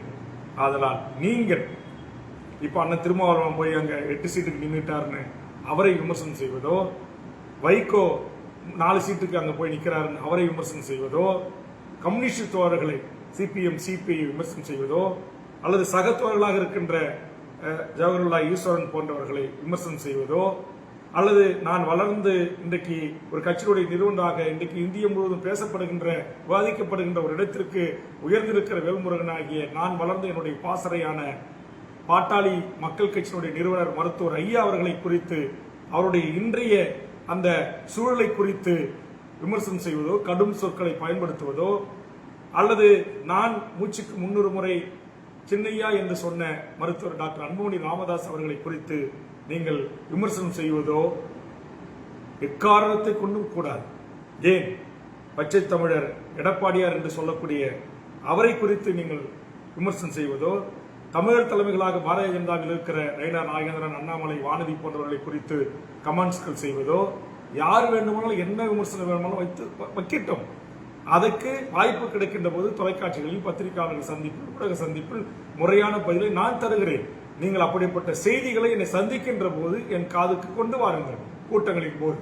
அது இல்லைன்னா அலுவலகத்திற்கும் தலைமை நிர்வாகிகளுக்கும் இந்த செய்தியை உடனடியாக அண்ணனுக்கு கடத்துங்கள் என்று சொல்லுங்கள். அதை விட்டுவிட்டு நீங்கள் மிக தரைக்குறைவான, அருவருக்கத்தக்க, ஆபாசமான, மோசமான வார்த்தைகளிலே விமர்சனம் செய்தால் உலகம் முழுவதும் தமிழ் சமூகம் நம்மளை பார்த்துக் கொண்டிருக்கிறது. அப்படி ஒரு செயலை நீங்கள் யாரும் செய்துவிடக் கூடாது என்பதுதான் நான் உங்கள் அனைவரையும் இருகரம் கூப்பி வேண்டி கேட்டுக்கொள்கிறேன். அருமை ரத்தம் சீமான் அவர்களை குறித்து அதில் இருக்கிற இரண்டாம் கட்ட பேச்சாளர்கள் பேசுகிற பேச்சுக்கெல்லாம் அந்த இயக்கத்தையும் அந்த அப்பழுக்கற்ற தொண்டர்களையும் விமர்சனம் செய்து எழுதுவது கூடாது. ஏன், இன்றைக்கு தமிழர் வாழ்வுரிமை கூட்டமைப்பில் இடம்பெற்று என்னோடு பயணித்த எத்தனையோ தலைவர்கள்,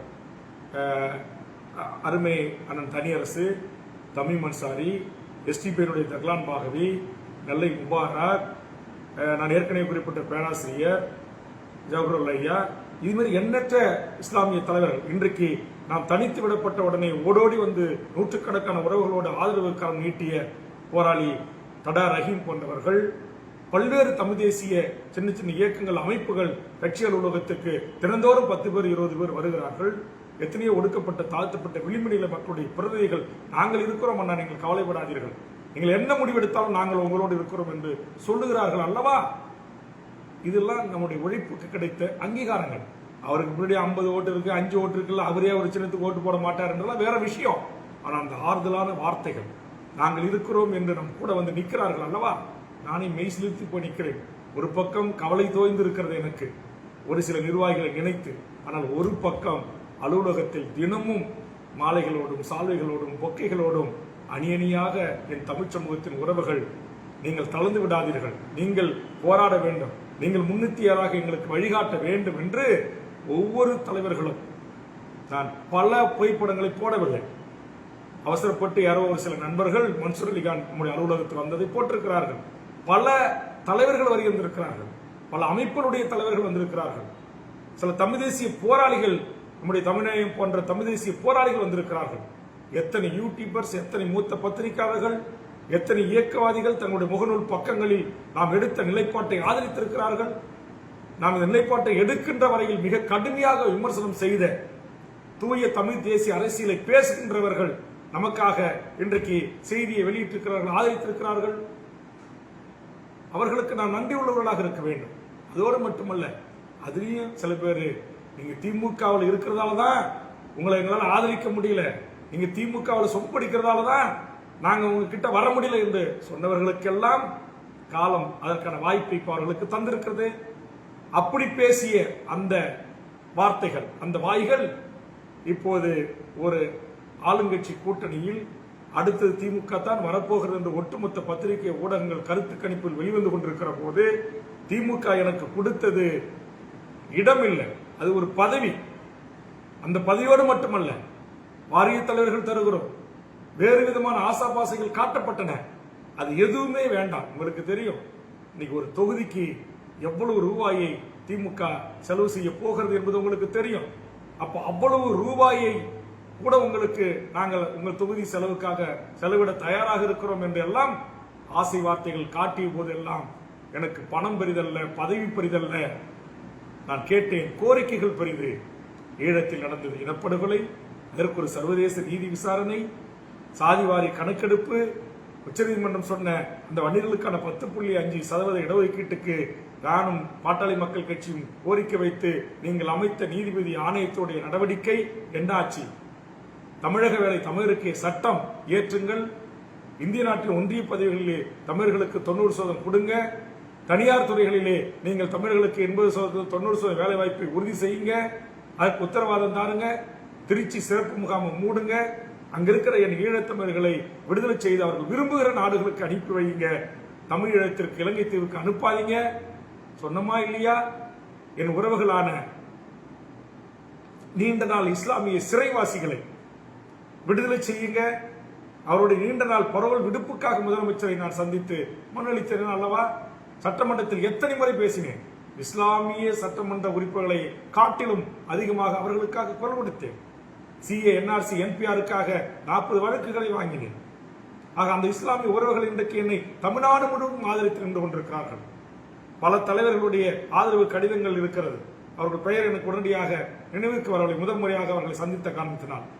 நான் எதற்காக இதெல்லாம் சொல்லுகிறேன் என்று சொன்னால், என் அருமை தமிழக வாழ்வுரிமை கட்சியின் உறவுகளே, தமிழ்நாட்டில் இருக்கிற பிஜேபி என்கிற அந்த கூட்டணியில் இடம்பெற்றிருக்கிற அருமை டாக்டர் கிருஷ்ணசாமி, திரு ஜான் பாண்டியன், திரு அருமை நண்பர் ஜெகன்மூர்த்தி, இவர்களெல்லாம் தமிழர் வாழ்வுரிமை கூட்டமைப்பில் 15 ஆண்டுகள் நம்மோடு பயணித்த உறவுகள்.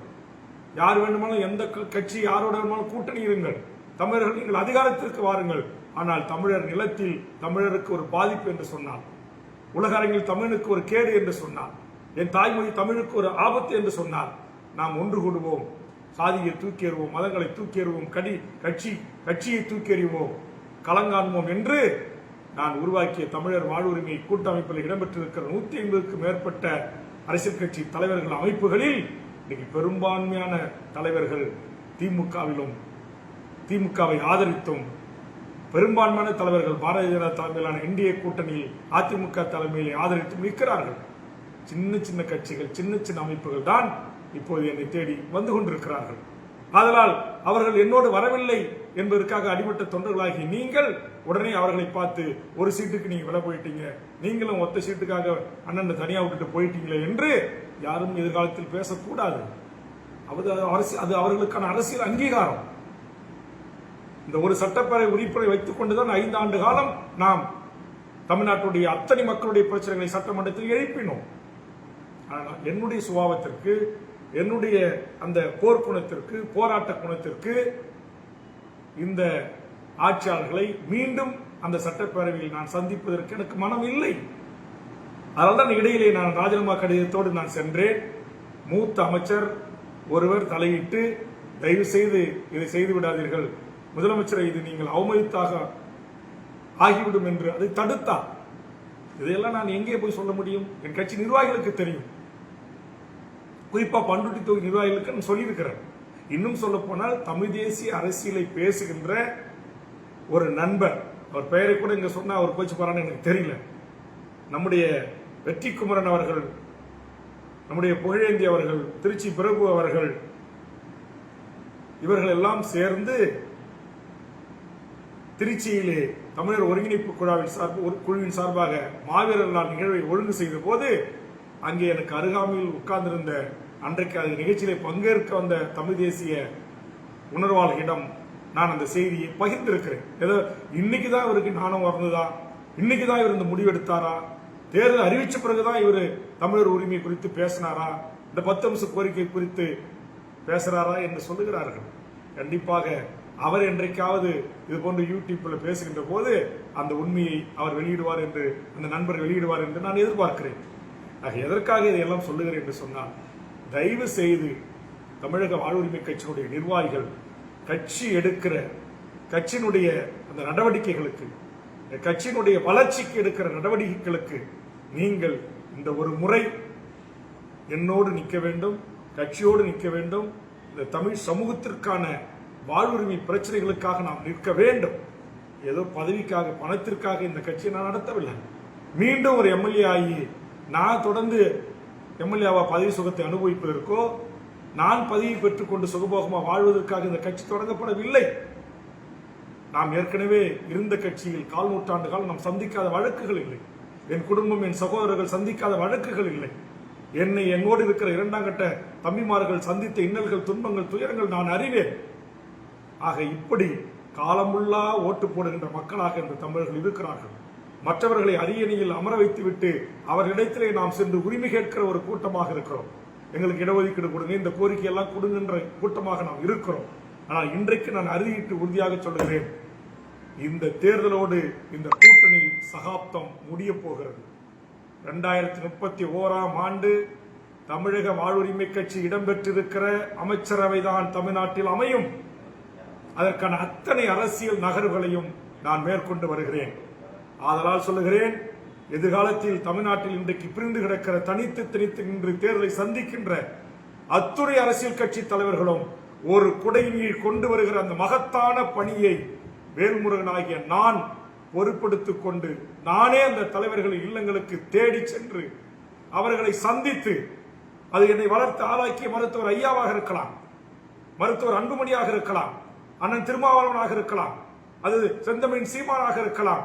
ஏன் நான் சொன்ன 5 ஆண்டு காலம் 10 ஆண்டு காலத்திற்கு அரசியல் பக்குவப்பட்டு தமிழ்நாட்டில் நம்மளோடு கரங்கோர்த்து அரசியல் செய்ய தயாராக தன்னை தயார்படுத்திக் கொண்டார் என்று சொன்னால், தன்னுடைய கூட்டத்தை அரசியல்படுத்தி விட்டார் என்று சொன்னால், திரு நடிகர் விஜயோடு கூட எதிர்காலத்தில் தமிழ் சமூகம் கைகோர்க்கும். அதனால் எனது அருமை உறவுகளே, இன்றையிலிருந்து தமிழ்நாட்டில் இருக்கிற பிரிதொரு எந்த ஒரு அரசியல் கட்சியினுடைய தலைவர்களையும், தமிழர் தலைமைகளையும், தமிழ் ஆளுமைகளையும், அவர்கள் என்ன வேண்டுமானாலும் என்னை திட்டட்டும், அவர்கள் என்ன வேண்டுமானாலும் என்னை விமர்சனம் செய்யட்டும். கண்டிப்பாக தமிழ்நாட்டில் இருக்கிற எந்த ஆளுமைகளும் அப்படி என்னை இதுவரையிலும் ஒரே ஒரு இடத்தில் கூட வாயிலிருந்து பேசியது இல்லை. ஒரே ஒரு தலைவர், பாமக தலைவர் அன்புமணி பண்ருட்டியிலே வந்து என்னை தோற்கடிக்க வேண்டும் என்பதற்காக பாவம், அவருக்கு ஃப்ளூவெண்டா அந்த நேரத்தில் பேச்சு அவ்வளோ வராது. அப்ப அதிமுக பிரமுகர்கள் ஒருவர் தப்பு தப்பா என்னை பத்தி வேணுமனே எழுதி கொடுத்து அன்புமணி அவர்களுக்கும் எனக்குமான ஒரு கருத்து மோதலை உருவாக்கிவிட்டு அதனூடாக பாட்டாளி மக்கள் கட்சி தொண்டர்களை உசுப்பேத்தி அந்த அவருடைய வெற்றியை எளிதாக்கிக் கொள்வதற்காக அங்கே அதிமுக ஒரு யாரோ ஒருவன் எழுதி கொடுத்ததை வைத்துக் கொண்டு அந்த புளுவெண்டா பேசுகின்ற போது முற்படுகின்ற போது அதை பார்த்து விட்டு அவரும் ஏதோ என்னை குறித்து தவறாக பேசிவிட்டார்.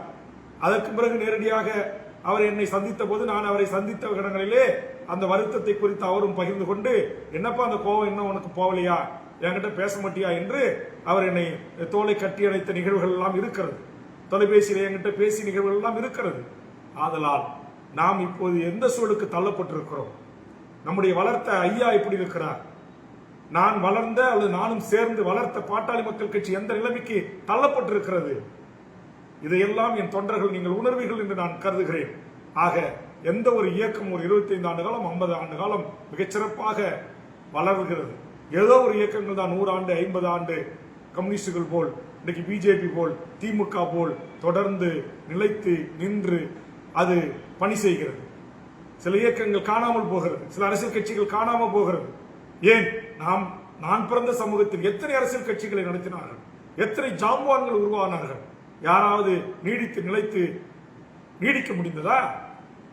அதனால் சொல்லுகிறேன், 2031 2036 இந்த 2 தேர்தல்களிலும் தமிழக வாழ்வுரிமை கட்சி இந்த நாட்டை அதிகாரம் செலுத்தக்கூடிய, இந்த நாட்டில் இருக்கிற அனைத்து பிரிவு மக்களுக்குமான சமூக நீதியுடன் சமநீதியுடன் கூடிய லஞ்சம், லாவணியம், ஊழல், முறைகேடு, கற்பழிப்பு, பாலியல் குற்றச்சாட்டு, கஞ்சா, ஹபீன், போதை எதுவும் இல்லாத, கனிம கடத்தல் இல்லாம, கனிம சுரண்டல் இல்லாத ஒரு அற்புதமான ஒரு சிங்கப்பூரை போன்ற ஒரு அற்புதமான நார்வேயை போன்ற, ஆஸ்திரேலியா போன்ற உலகத்தின் வல்லரசுகள் போன்ற, உலக வல்லரசுல இதை விட அதிகமாக கஞ்சா போதை கொலை நடக்குது, அது எல்லாம் இல்லாத ஒரு அற்புதமான தமிழர் தேசத்தை, தமிழர் நாட்டை கட்டி எழுப்புவதற்கு இருக்கின்ற இந்த இயற்கை வளங்களை பாதுகாத்து ஒரு நல்ல அரசு, ஒரு நாட்டுடைய முதலமைச்சராக வருபவன் தான், தன் குடும்பம், தன் பிள்ளை, தன் உறவுகள், தொப்புள்குடி உறவுகள், அண்ணன், தம்பி, மனைவி, மச்சான், பங்காளி, அங்கு முங்காளிக்கு சொத்து சேர்க்க வேண்டும்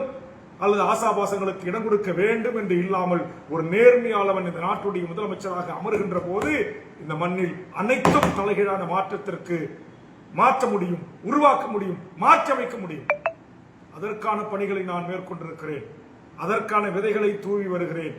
அதற்கான அந்த அடித்தளத்தை நான் அமைத்து வருகிறேன். அதனால் இப்போது சென்றிருந்தால் அதிமுகவில் 3 எம்எல்ஏ கொடுத்திருப்பாங்க, கொஞ்சம் பல்ல கடிச்சிட்டு இருந்தா திமுகவிலே 2 எம்எல்ஏ கிடைச்சிருக்கும், இல்ல ஒரு 2 கவுன்சில் சீட்டு கொடுத்திருப்பாங்க உள்ளாட்சி தேர்தலில் என்று எதிர்காலத்தில் இந்த நாட்டுடைய மிக உயர்ந்த பதவிகள் காத்திருக்கிறது.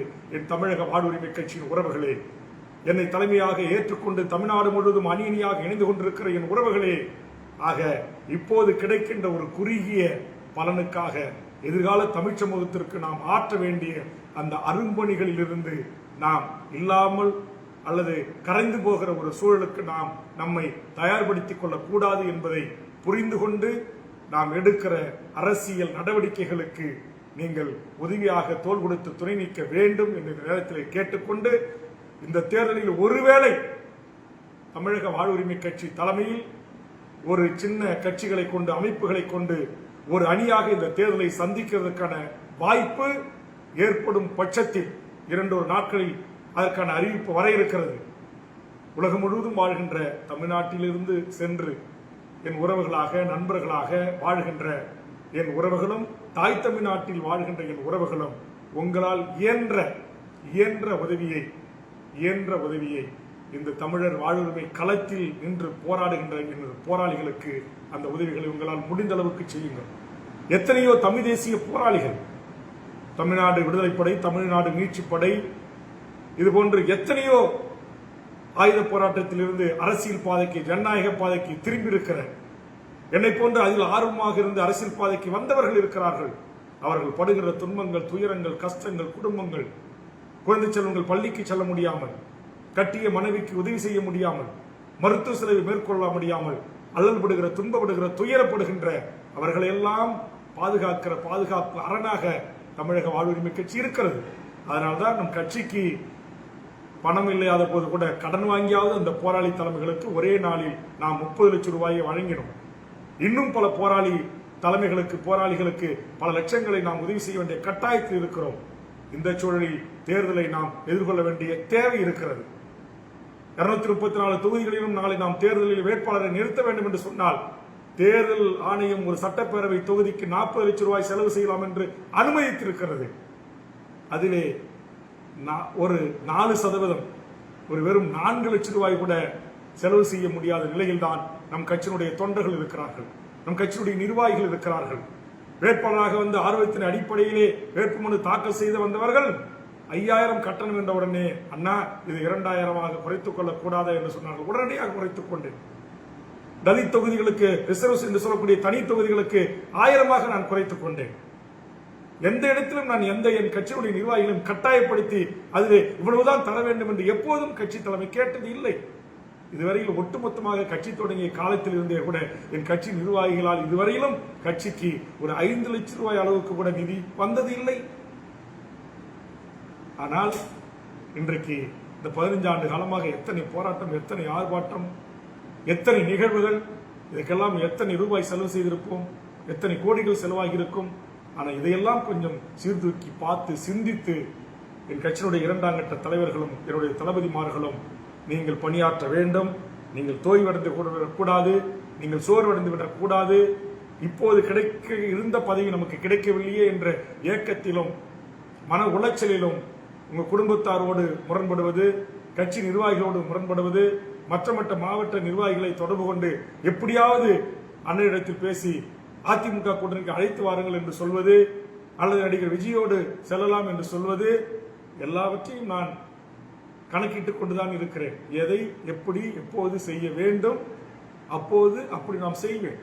எனக்கு நீங்க மட்டும் ஆலோசகர்கள் அல்ல, எத்தனை ஓய்வு பெற்ற நீதி அரசர்கள், எத்தனை ஓய்வு பெற்ற IPS அதிகாரிகள், எத்தனை ஓய்வு பெற்ற IAS அதிகாரிகள் என்னை தினமும் சந்தித்துக் கொண்டிருக்கிறார்கள், உரையாடி கொண்டிருக்கிறேன். எத்தனை மூத்த தமிழ்நாட்டுடைய பத்திரிகையாளர்கள் என்னோடு பேசிக் கொண்டிருக்கிறார்கள், உரையாடி கொண்டிருக்கிறார்கள். எத்தனை விஞ்ஞானிகளோடு நான் தொடர்பு வைத்துக் கொண்டிருக்கிறேன், பேசிக் கொண்டிருக்கிறேன். இதையெல்லாம் கவனத்திலே கொண்டு நீங்கள் இந்த கட்சியை வளர்ச்சிக்கு, கட்சியினுடைய இந்த தேர்தலை எப்படி எதிர்கொள்வது, நாளை வேட்பாளர்களை நான் அறிவிக்கிறேன் என்று சொன்னால் அந்த வேட்பாளர்கள் ஒரு சட்டப்பேரவை தொகுதியில் எப்படி ஒரு 10,000 வாக்குகளுக்கு குறையாமல் வாங்குவது, ஒரு தென் மாவட்டங்களில் கூட ஒரு 5,000 வாக்குகளை வாங்குவதற்கு என்ன யுக்திகள், நம்முடைய சகரத்தம் சீமானவர்கள் எப்படி இன்றைக்கு 38 லட்சம் வாக்கை அவர்களால் வாங்க முடிந்தது, அவர்களுக்கு கிடைத்த அந்த தொண்டர்கள் 2ஆம் கட்ட தலைவர்கள், அங்கு 2வது பேச்சுக்கே இடமில்லை. தனித்து என்றால் தனித்துதான், எந்த ஆசோசியேஷனும் கிடையாது. அவர்களுக்கு அப்படி ஒரு வாய்ப்பை பெற்ற ஒரு தலைவராக திரு சீமான் அவர்கள் உருவாகி இருக்கிறார்கள். அதுக்கு நீ உண்மையிலேயே அவரை நாம் பாராட்டியாக வேண்டும். அவருடைய 2ஆம் கட்ட தலைவர்களை, அந்த தொண்டர்களை உண்மையிலேயே நாம் பாராட்டி அகமகிழ வேண்டும். சும்மா அற்ப ஆசைக்காக, அற்ப ஒரு பதவி 2 பதவிக்காக அல்லது சில கோடிகளுக்காக ஆண்டாண்டு காலமாக தமிழ்நாட்டில் இருக்கிற தமிழர் தலைமைகள் லெட்டர்பேடு கட்சிகளாக தேர்தல் வந்தா எல்லா கட்சி அலுவலகத்திலும் போய் வரிசையாக நின்று நாங்க உங்களுக்கு ஆதரவு தரோம், ஏதாச்சும் பார்த்து செய்யுங்க, நாங்க உங்களுக்கு ஓட்டு கேட்கிறோம், ஏதாச்சும் பார்த்து செய்யுங்க என்று கேட்டுதான் இன்றைக்கு தமிழ் சமூகம் தலைமை பெற முடியாமல் இருக்கிறது. இன்னைக்கு அரசியல் அதிகாரத்தில், ஆட்சி நிர்வாகத்தில் நாம் புறக்கணிக்கப்படுகிறோம். இந்த வழிகளை உணர்ந்தவன் வேல்முருகன், கண்கூடாக பார்த்தவன் வேல்முருகன், நேரடியாக கண்டவன் வேல்முருகன்.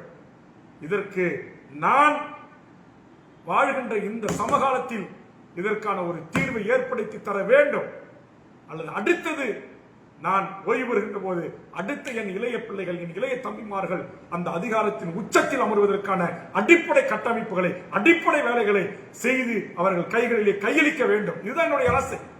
நான் போய் நாளைக்கு சேஞ்ச் ஆட்சி கோர்ட்டில் உட்காரன்ற என்னுடைய ஆசை அல்ல. புரிந்து கொள்ளுங்கள். என்னை விட நேர்மையாக, நியாயமாக, கண்ணியமாக, தனிமனித ஒழுக்கத்துடன் காசு, பணம், பதவிக்கு ஆசைப்படாத எத்தனையோ பச்சை தமிழர்கள், காமராஜர்கள் இந்த மண்ணில் இருக்கிறார்கள், கக்கன்கள் இருக்கிறார்கள், அஞ்சலை அம்மாள்கள் வாழ்ந்து கொண்டிருக்கிறார்கள். அவர்களை இனம் கண்டு அவர்களுக்கான வாய்ப்பை உருவாக்கி தருகிற ஒரு தளத்தை, ஒரு களத்தை அமைத்துக் கொடுக்கிற அந்த பணியில் தான் நான் ஈடுபட்டிருக்கிறேன். அதில் நீங்களும் ஒருவராக கூட இருக்கலாம். அதனால் தயவு செய்து புரிந்து கொண்டு என்னுடைய உணர்வுகளுக்கும் உணர்ச்சிகளுக்கும் மதிப்பளித்து களமாட வாருங்கள் என்ற உறவுகளே என்று கேட்டு, இன்னும் அதிகமான ஒரு 24 மணி நேரத்திற்குள் தமிழக வாழ்வுரிமை கட்சி அதிகாரப்பூர்வமாக தோழமை அமைப்புகளோடு ஆதரவு சக்திகளோடு அறிவிக்க இருக்கிற அந்த அறிவிப்புக்கு இணங்க களத்தில் களமாடுவதற்கு வீறு கொண்டு எழுந்து நம் தேசிய தலைவனை நெஞ்சில் சுமந்து அந்த துயிலும் இல்லங்களை நெஞ்சில் சுமந்து தமிழக விடுதலைக்காக உயிர் தியாகம் செய்திட்டு அந்த வீரர்களுடைய அந்த அர்ப்பழுக்கற்ற தியாகத்தை உங்கள் நெஞ்சில் நிறுத்தி என் தலைக்கும் பின்னால் இருக்கிற இந்த தலைவனுடைய முகத்தை பார்த்து விலைபோகாத பணி செய்யுங்கள், ஓய்வெடுக்காமல் பணி செய்யுங்கள், மக்களை சந்திப்பதற்கு தயாராகுங்கள். மக்கள் தான் நமக்கு எஜமானர்கள். மக்களிடத்தில் சென்று எங்களுக்கு ஒரு வாய்ப்பை தாருங்கள் என்று கேளுங்கள். 1 ஓட்டு போடட்டும், 10 ஓட்டு போட்டுட்டோம், 50 ஓட்டு போடட்டும், 500 ஓட்டு போடட்டும், அதை பற்றி நம்ம கவலையே இல்லை. எப்படி வேட்புமனை தாக்கல் செய்வது, எப்படி தேர்தலை அணுகுவது, எப்படி மக்களிடத்தில் சென்று வாக்கு கேட்பது, எப்படி பிரச்சார வாக்கனங்களை தயார் செய்வது, எப்படி சுவரோட்டை டிசைன் செய்து ஒட்டுவது, எப்படி துண்டறிக்கையை டிசைன் செய்து மக்களிடத்திலே கொண்டு போய் ஒரு கருத்தை நச்சு என்று சொல்றார்கள் அதுபோன்று மக்கள் மனங்கள் பதிவது போல் எப்படி கொண்டு போய் சேர்ப்பது, இதற்கெல்லாம் உங்களை தலைவர்கள் நீங்கள் தயார்படுத்திக் கொள்ளுங்கள். அப்படிப்பட்ட ஆளுமைகளாக ஒரு 234 பேர் இன்னைக்கு வேட்பாளராக நிற்கின்ற போது அதிலே ஒரு மிகப்பெரிய ஆளுமைகளாக எதிர்காலத்தில் வரக்கூடியவர்களாக நான் சென்னை திருவொற்றியூர்ல வெறும் 5000க்கும் கீழான வாக்குகள் தான் வாங்கினேன். 96ல் தனியாக தான் என்ன சும்மா சின்ன சின்ன அமைப்புகள் தான் அன்னைக்கு 96ல் பாட்டாளி மக்கள் கட்சியில் மருத்துவர் ராமதாஸ் ஐயாவோட இருந்துச்சு. மறந்த இளைய பெருமாள் போன்றவர்கள், மறந்த வாழப்பாடி ராமூர்த்தி போன்றவர்கள் துணிந்து நான் என்ன சென்னையில் துணிந்து அன்னைக்கு நான் வாங்கிய அந்த 5000 ஓட்டு தான் இன்றைக்கு என்னை 3 முறை சட்டமன்ற உறுப்பினராக ஆக்கியிருக்கிறது. இது ஒரு அடித்தளம், இது ஒரு பேஸ். எது தெரியாம ஐயோ நமக்கு 1000 ஓட்டு விழுமா, 500 ஓட்டு விழுமா, 5000 ஓட்டு விழுமா, இதெல்லாம் சிந்திக்கவே கூடாது. உங்களை விட யார் வேண்டுமானா அதிகமா ஓட்டு வாங்கட்டும், அதை பத்தி உங்களுக்கு என்ன கவலை? நான் என்ன உங்களை கூட்டு ஏன்பா கம்மியா ஓட்டு வாங்க ரெட்டை துப்பாக்கியில வச்சு உங்களை சுட போறேன் இல்ல. நாம் ஒரு அவமானப்படுத்தப்பட்டிருக்கிறோம். நமக்கு ஒரு தன்மானத்துக்கும் சுயமரியாதைக்கும் இழக்க ஏற்பட்டிருக்கிறது. எங்கே இருக்கிறது தமிழ்நாட்டில் தமிழக வாழ்வுரிமை கட்சி என்று கேள்வி எழுப்புகிறார்கள். நாம் கூட்டிருந்த அரசியல் கட்சிகள் போராட்டங்கள் ஆர்ப்பாட்டங்களிலே எங்களுடைய தலைமைகளாக இருக்கிற உங்களுக்கு, மாவட்ட செயலாளர்களுக்கு, மாநில நிர்வாகிகளுக்கு உரிய மேடையிலே இடம் கிடையாது.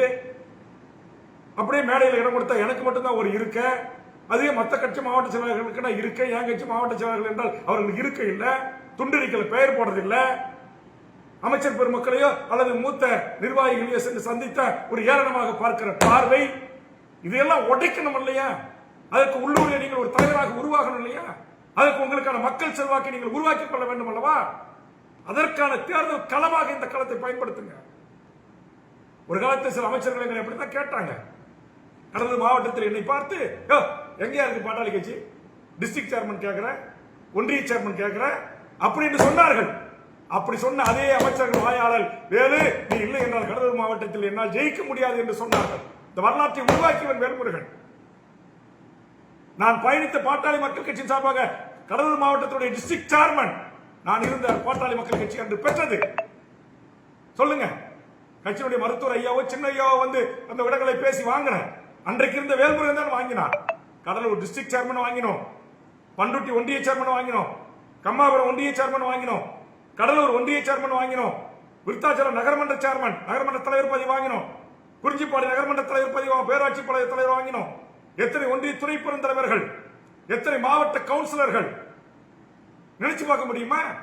சாதாரண அரிசி வித்தவர்கள், சாதாரண மளிகை கடை நடத்தியவர்கள், சாதாரண கண்டக்டருக்கு கீழே பஸ் ஸ்டாண்ட்ல இருந்த பணி செய்தவர்கள், சாதாரண விவசாய வீட்டுடைய பிள்ளை எல்லாரையும் தமிழ்நாடு அரசு வாகனத்தில் ஏறி அமர வைத்து ஒன்றியத்துடைய சேர்மனாக, டிஸ்ட்ரிக்ட் போர்ட் சேர்மனாக சைரன் போக காரை அமர வைத்து அழகு பார்த்தவன் வேல்முருகன்.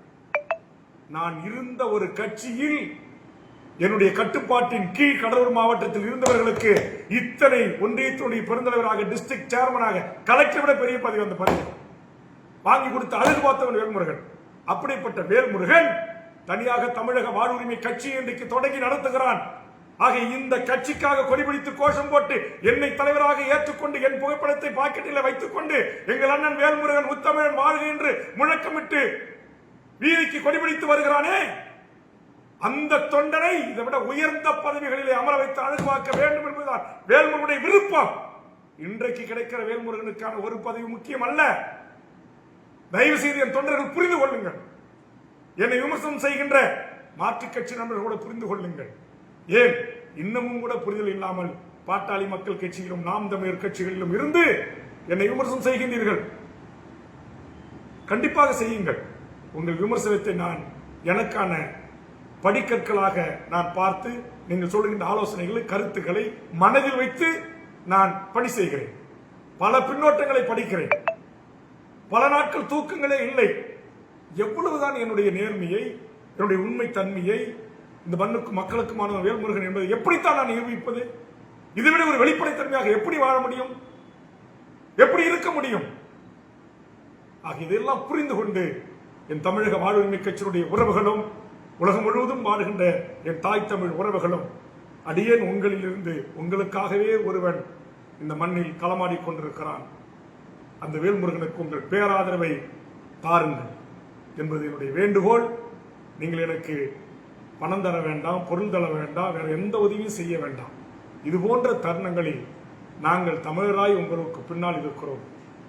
உன் உறவாய் நாங்கள் உறவாய் உனக்கு பின்னால் இருக்கிறோம், நீங்கள் கவலைப்படாதீர்கள் என்று ஆறுதல் வார்த்தைகளை நீங்கள் கூறுவதற்கு கூட முன்வரவில்லை என்றால் பரவாயில்லை, காயப்படுத்தாமல் இருங்கள் என்பதை மட்டும் இந்த நேரத்தில் கேட்டு, இந்த நேரலையின் ஊடாக என்னுடைய மன அந்த உள்குமரல்களை ஒரு 1.5 மணி நேரத்திற்கு மேலாக உங்களோடு பகிர்ந்து கொள்வதற்கான உங்களுடைய பொன்னான நேரங்களை நான் எடுத்துக்கொண்டதற்காக நான் வருத்தத்துடனும், இனிவரும் காலங்களில் இதுபோன்ற சூழல்களில் நமக்கான ஊடகங்கள் ஒரு சரியான ஊடகங்களின் கைக்கு வருகின்ற வரையில் இதுபோன்ற சமூக வலைதளங்களின் ஊடாக, சமூக ஊடகங்களின் ஊடாக உங்களை வாய்ப்பு கிடைக்கின்ற போது உங்களோடு நான் பேசுவதற்கு தயாராக இருக்கிறேன் என்பதை தெரிவித்து, இந்த நிமிடத்திலிருந்து தமிழக வாழ்வுரிமை கட்சியினுடைய அனைத்து தோழர்களும் களத்திற்கு சென்று தமிழக வாழ்வுரிமை கட்சி தலைமையில் தேர்தலை சந்திக்கிற அந்த வேட்பாளர்களுக்கு வாக்கு கேட்பதற்கு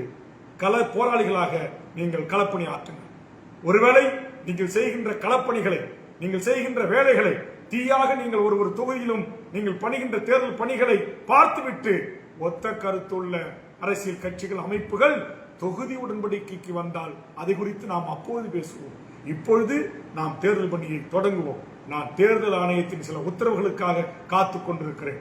அந்த உத்தரவுகள் கிடைக்கப்பெற்றவுடன் அதிகாரப்பூர்வமான அறிவிப்புகள் அடுத்த சில நிமிடங்களே உங்களுக்கு வரும் என்பதை இந்த நேரத்தில் தெரிவித்துக் கொண்டு, அப்படி இல்லைனாலும் என்ன ஆகி போச்சு, சில பேர் சொல்றாங்க, அண்டா தமிழ்நாடு முழுக்க ஒரே சின்னம் தான் இருக்கணும், ஒரு சின்னம் இல்லைன்னா பரவாயில்ல, அங்க யார் நம் கட்சியுடைய வேட்பாளராக, கூட்டணி கட்சி வேட்பாளராக நிறுத்துகிறோமோ அவர்களுக்கு என்ன வாக்கு கிடைக்கும்?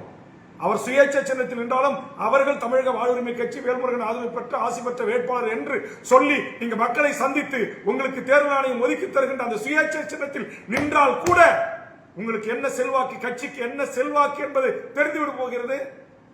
நம்ம என்ன மற்ற அரசியல் கட்சி மாதிரி ஒரு சின்னத்தில் நின்று அந்த சின்னத்தின் ஊடாக நம்ம கட்சிக்கு ஒரு வாக்கு கிடைச்சதுன்னு சொல்லி அதை வைத்துக் கொண்டு நாம் வெறும் மற்ற கட்சிகளோடு பேரம் பேசுவதற்கு பயன்படுத்துகிற அரசியல் கட்சி அல்ல. நாம் இது ஒரு பரிசோதனை செய்து கொள்வோம். நம்ம கட்சியில் இருக்கிற 2ஆம் கட்ட தலைவர்கள் சுயேட்சையா நில்லுங்க, நின்று அங்கங்க எவ்வளவு ஓட்டு வருதுன்னு அதை வாங்கி நம்ம வேட்பாளருக்கு வர்ற ஓட்டை கனெக்ட் பண்ணி தமிழ்நாடு முழுக்க எவ்வளவு ஓட்டு நமக்கு விழுந்திருக்கிறது என்பதை நாம் தெரிந்து கொள்வோம். நாம் நம்முடைய ஒரு சுய பரிசோதனையை உள்ளாக்கி கொள்வோம்.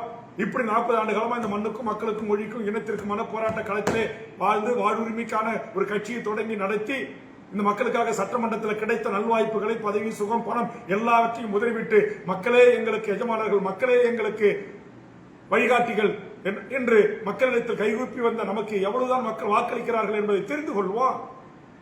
அதுக்கு ஒரு வாய்ப்பாக இந்த தேர்தலை பயன்படுத்திக் கொள்ளுங்கள். அண்ணா சின்னம் கிடைக்கலன்னா, அதுக்கான உத்தரவு இன்னும் கிடைக்கலன்னா, சுயேட்சை சின்னத்தில் நின்னா ஓட்டு கிடைக்குமா? ஏன் சுயேட்சை சின்னத்தில் பல எம்எல்ஏக்கள் ஜெயிக்கலையா? திருநாவுக்கரசு எம்எல்ஏ திருநாவுக்கரசு சுயேட்சை ஜெயிக்கலையா? ஏன் பேரவைத் தலைவர் வந்து அப்பாவு சுயேட்சை ஜெயிக்கலையா? உள்ளாட்சி தேர்தல்களில் அந்தந்த நேரங்களில் ஒதுக்கப்படுகின்ற அந்த சின்னத்தை கொண்டு போய் விளம்பரப்படுத்தி அதிலே பஞ்சாயத்து தலைவராக, ஊராட்சி குழு உறுப்பினராக, மாவட்ட குழு உறுப்பினராக தேர்வு பெறலையா? நொண்டி சாக்கெல்லாம் கண்டுபிடிக்க கூடாது. சின்னத்துக்கு முயற்சிக்கிறோம், தேர்தல் ஆணையம் சின்னம் தரவில்லை என்று சொன்னால் எனக்கு என்னமோ அந்த சின்னத்தை தந்துவிடக் கூடாது, எப்படியாவது ஒரு கூட்டணிக்கு வேல்முருகன் வந்துவிட வேண்டும் என்பதற்காக தடுப்பதாகவே நான் கருதுகிறேன். ஒவ்வொரு நாளும் ஒவ்வொரு கடிதங்களை தேர்தல் ஆணையம் அணைத்துக் கொண்டே இருக்கிறது. குறி போட்டு ஏதாச்சும் ஒண்ணு கொடுங்க, அதை கொடுங்க, இதை கொடுங்க கேட்டுக்கொண்டே இருக்கிறார்கள். நம்முடைய வழக்கறிஞரும் சுந்தரம் அங்கதான் 15 நாளுக்கு மேல டெல்லியிலே முகாமிட்டு கிடக்குறாங்க. 3-4 முறை டெல்லிக்கு போயிட்டு வராங்க. ஆக அதுக்கான முயற்சி நான் எடுக்காம இருக்கிறேன்னா உடனே அதை சொல்லி சில பேர் மன சோர்வடைவது, மனம் தளர்வது, இதெல்லாம் கூடாது. எதையும் எதிர்கொள்ளணும், எதையும் சந்திக்கணும். களமாடுங்கள், கவலைப்படாதீர்கள், நான் இருக்கிறேன். உங்களுக்கு என்ன தேவைன்னு என்கிட்ட மனம் விட்டு பேசுங்க. உங்களுடைய கட்சியுடைய நிர்வாகிகள், இரண்டாம் கட்ட தலைவர்களுக்கு உங்களுடைய தேவைகளை சொல்லுங்க. அதை நாங்கள் தீர்க்கவில்லை என்று சொன்னால் அப்புறம் நீங்க புலம்ப ஆரம்பிங்க. அல்லது நீங்கள் எந்த முடிவெடுத்தாலும் அதற்கு நாங்கள் கட்டுப்படுகிறோம், நான் கட்டுப்படுகிறேன். அதை விடுத்து மற்றவர்களின் சோர்வடையை செய்யாமல் நீங்கள் வீரத்தோடு விவேகத்தோடு களப்பணியை மேற்கொள்ளுங்கள் என்ற நேரத்தில் தெரிவித்துக் கொண்டு, இன்னும் சில மணி நேரங்களில் ஒரு சில தலைவர்களை இன்னும் சந்திக்க வேண்டிய சூழல் இருக்கிற காரணத்தினால் அவர்களையும் சந்தித்து அவர்களுக்குரிய எந்த இடங்கள் அவர்கள் எங்க போட்டியிட விரும்புகிறார்கள் இதையெல்லாம் கலந்து பேசி அதிகாரப்பூர்வமான வெளியே வரும் வேட்புமனு தாக்கலுக்கு தமிழக வாழ்வுரிமை கட்சியினுடைய நிர்வாகிகள் அங்கங்கு சரியான ஆவணங்களுடன் சரியான தயாரிப்புடன் நீங்கள் ஈடுபடுங்கள். 234 தொகுதியிலையும் கண்டிப்பா நீங்க நின்றுதான் ஆகணும் அப்படின்னு நான் யாரையும் கத்தி வச்சு கழுத்துல சொல்லல. எங்க உங்களுக்கு மக்கள் செல்வாக்கு இருக்கிறதோ, கட்சி கட்டமைப்பு இருக்கிறதோ, எங்கு நீங்க மக்களை சந்திப்பதற்கு உங்களை நீங்கள் ஒரு தலைவராக அறிமுகம் செய்து கொள்வதற்கு வாய்ப்புகள் இருக்கிறதோ, சூழல்கள் இருக்கிறதோ, அவர்கள் தேர்தலை சந்திங்கன்னு தான் நான் சொல்லியிருக்கிறேன். நேர்காணலுக்கு வந்த 1000 பேருக்கு வந்த மனு 1000 பேரும் போய் தேர்தல் நான் சொல்றேன், 1000 பேரும் கலகாரன் ஆக நான் சொல்றேன். அதையெல்லாம் புரிந்து கொள்ளுங்கள். இன்னும் சொல்ல போனால் தேர்தல் ஆணையம் அங்கீகரித்திருக்கிறது. நாம் சில இடங்களிலே வங்கி லோன் கடனை ஏற்பாடு செய்து கொண்டிருக்கிறோம். வங்கியின் ஊடாக உங்களுக்கான அடிப்படை செலவுகளுக்கு கட்சி தலைமையின் சார்பாக காசோலையாக வழங்குவதற்கான ஒரு பணியிலும் நான் ஈடுபட்டுக் கொண்டிருக்கிறேன். என்னால் முடிந்த ஒரு 1 லட்சம் சுவரொட்டியோ, ஒரு 1 லட்சம் துண்டறிக்கையோ, இல்ல இந்த 15 நாள் சுத்தறதுக்கான ஒரு ஆட்டோ வச்சு கொடுப்பதையோ கூட நான் செய்து தருகிறேன் என்று சொன்ன பிறகும் சிலர் சுணக்கம் காட்டுவது, தயக்கம் காட்டுவது, விஜய் நிக்கிறாரு, அதிமுக நிக்குது, திமுக நிக்குது, 4 அணி நிக்குது, இப்ப போய் நம்ம என்ன ஜெயிக்க முடியுமான்னா, இன்னும் உடனே தான் ஜெயிக்கணுமா? ஏன் ஒரு 2 நாள 3 தேர்தலில் தோத்துருக்கிறேன், ஜெயிக்காம விட்டுட்டுனா ஒவ்வொரு தேர்தலையும் தோற்று அடுத்த தேர்தலில் வெற்றி, அடுத்த தேர்தலில் தோல்வி, அடுத்த தேர்தலில் வெற்றி, இப்படிதான் நானே தலைவராக இருக்கிறேன். என்னையே நீங்க முன்னித்தியராக ஏன் பார்க்க மறுக்கிறீங்க? இதெல்லாம் புரிந்து கொண்டு களமாட வேண்டும். தேர்தலுக்கு எதிர்கொள்வோம், தேர்தலை சந்திப்போம், மக்களை சந்திப்போம், மக்களிடம் முறையிடுவோம், மக்களிடம் நீதி கேட்போம். இது நமக்கான நீதி கேட்டு நெடும் பயணம். நீதி கேட்டு இந்த நெடும் பயணத்தில் என்னோடு தோள் கொடுத்து துணிக்க அனைவரும் உதவி செய்ய வேண்டும், நிற்க வேண்டும் என்ற நேரத்தில் வேண்டுகோள் வைத்து இதனூடாக உங்களோடு பேசிய ஒரு மனநிறைவோடு என்னுடைய ஆதங்கத்தை தூக்கம் இல்லாமல் என் மூளையில் சுருண்டு வந்த அந்த செய்திகளை, கருத்துக்களை உங்களோடு மனவிட்டு பேசுவதற்காகத்தான் இன்று காலை 8 மணிக்கு உங்களை சந்தித்தேன். மணி 9:30 ஆகிவிட்டது. இவ்வளவு நேரம் பொறுமையோடு இந்த செய்திகளை உள்வாங்கி அனைத்து என் தாய் தமிழ் உறவுகளுக்கும், தமிழக வாழ்வுரிமை கட்சி நிர்வாகிகளுக்கும் என்னுடைய நெஞ்சார்ந்த நன்றியை கூறி நிறைவு செய்கிறேன். நன்றி, வணக்கம்.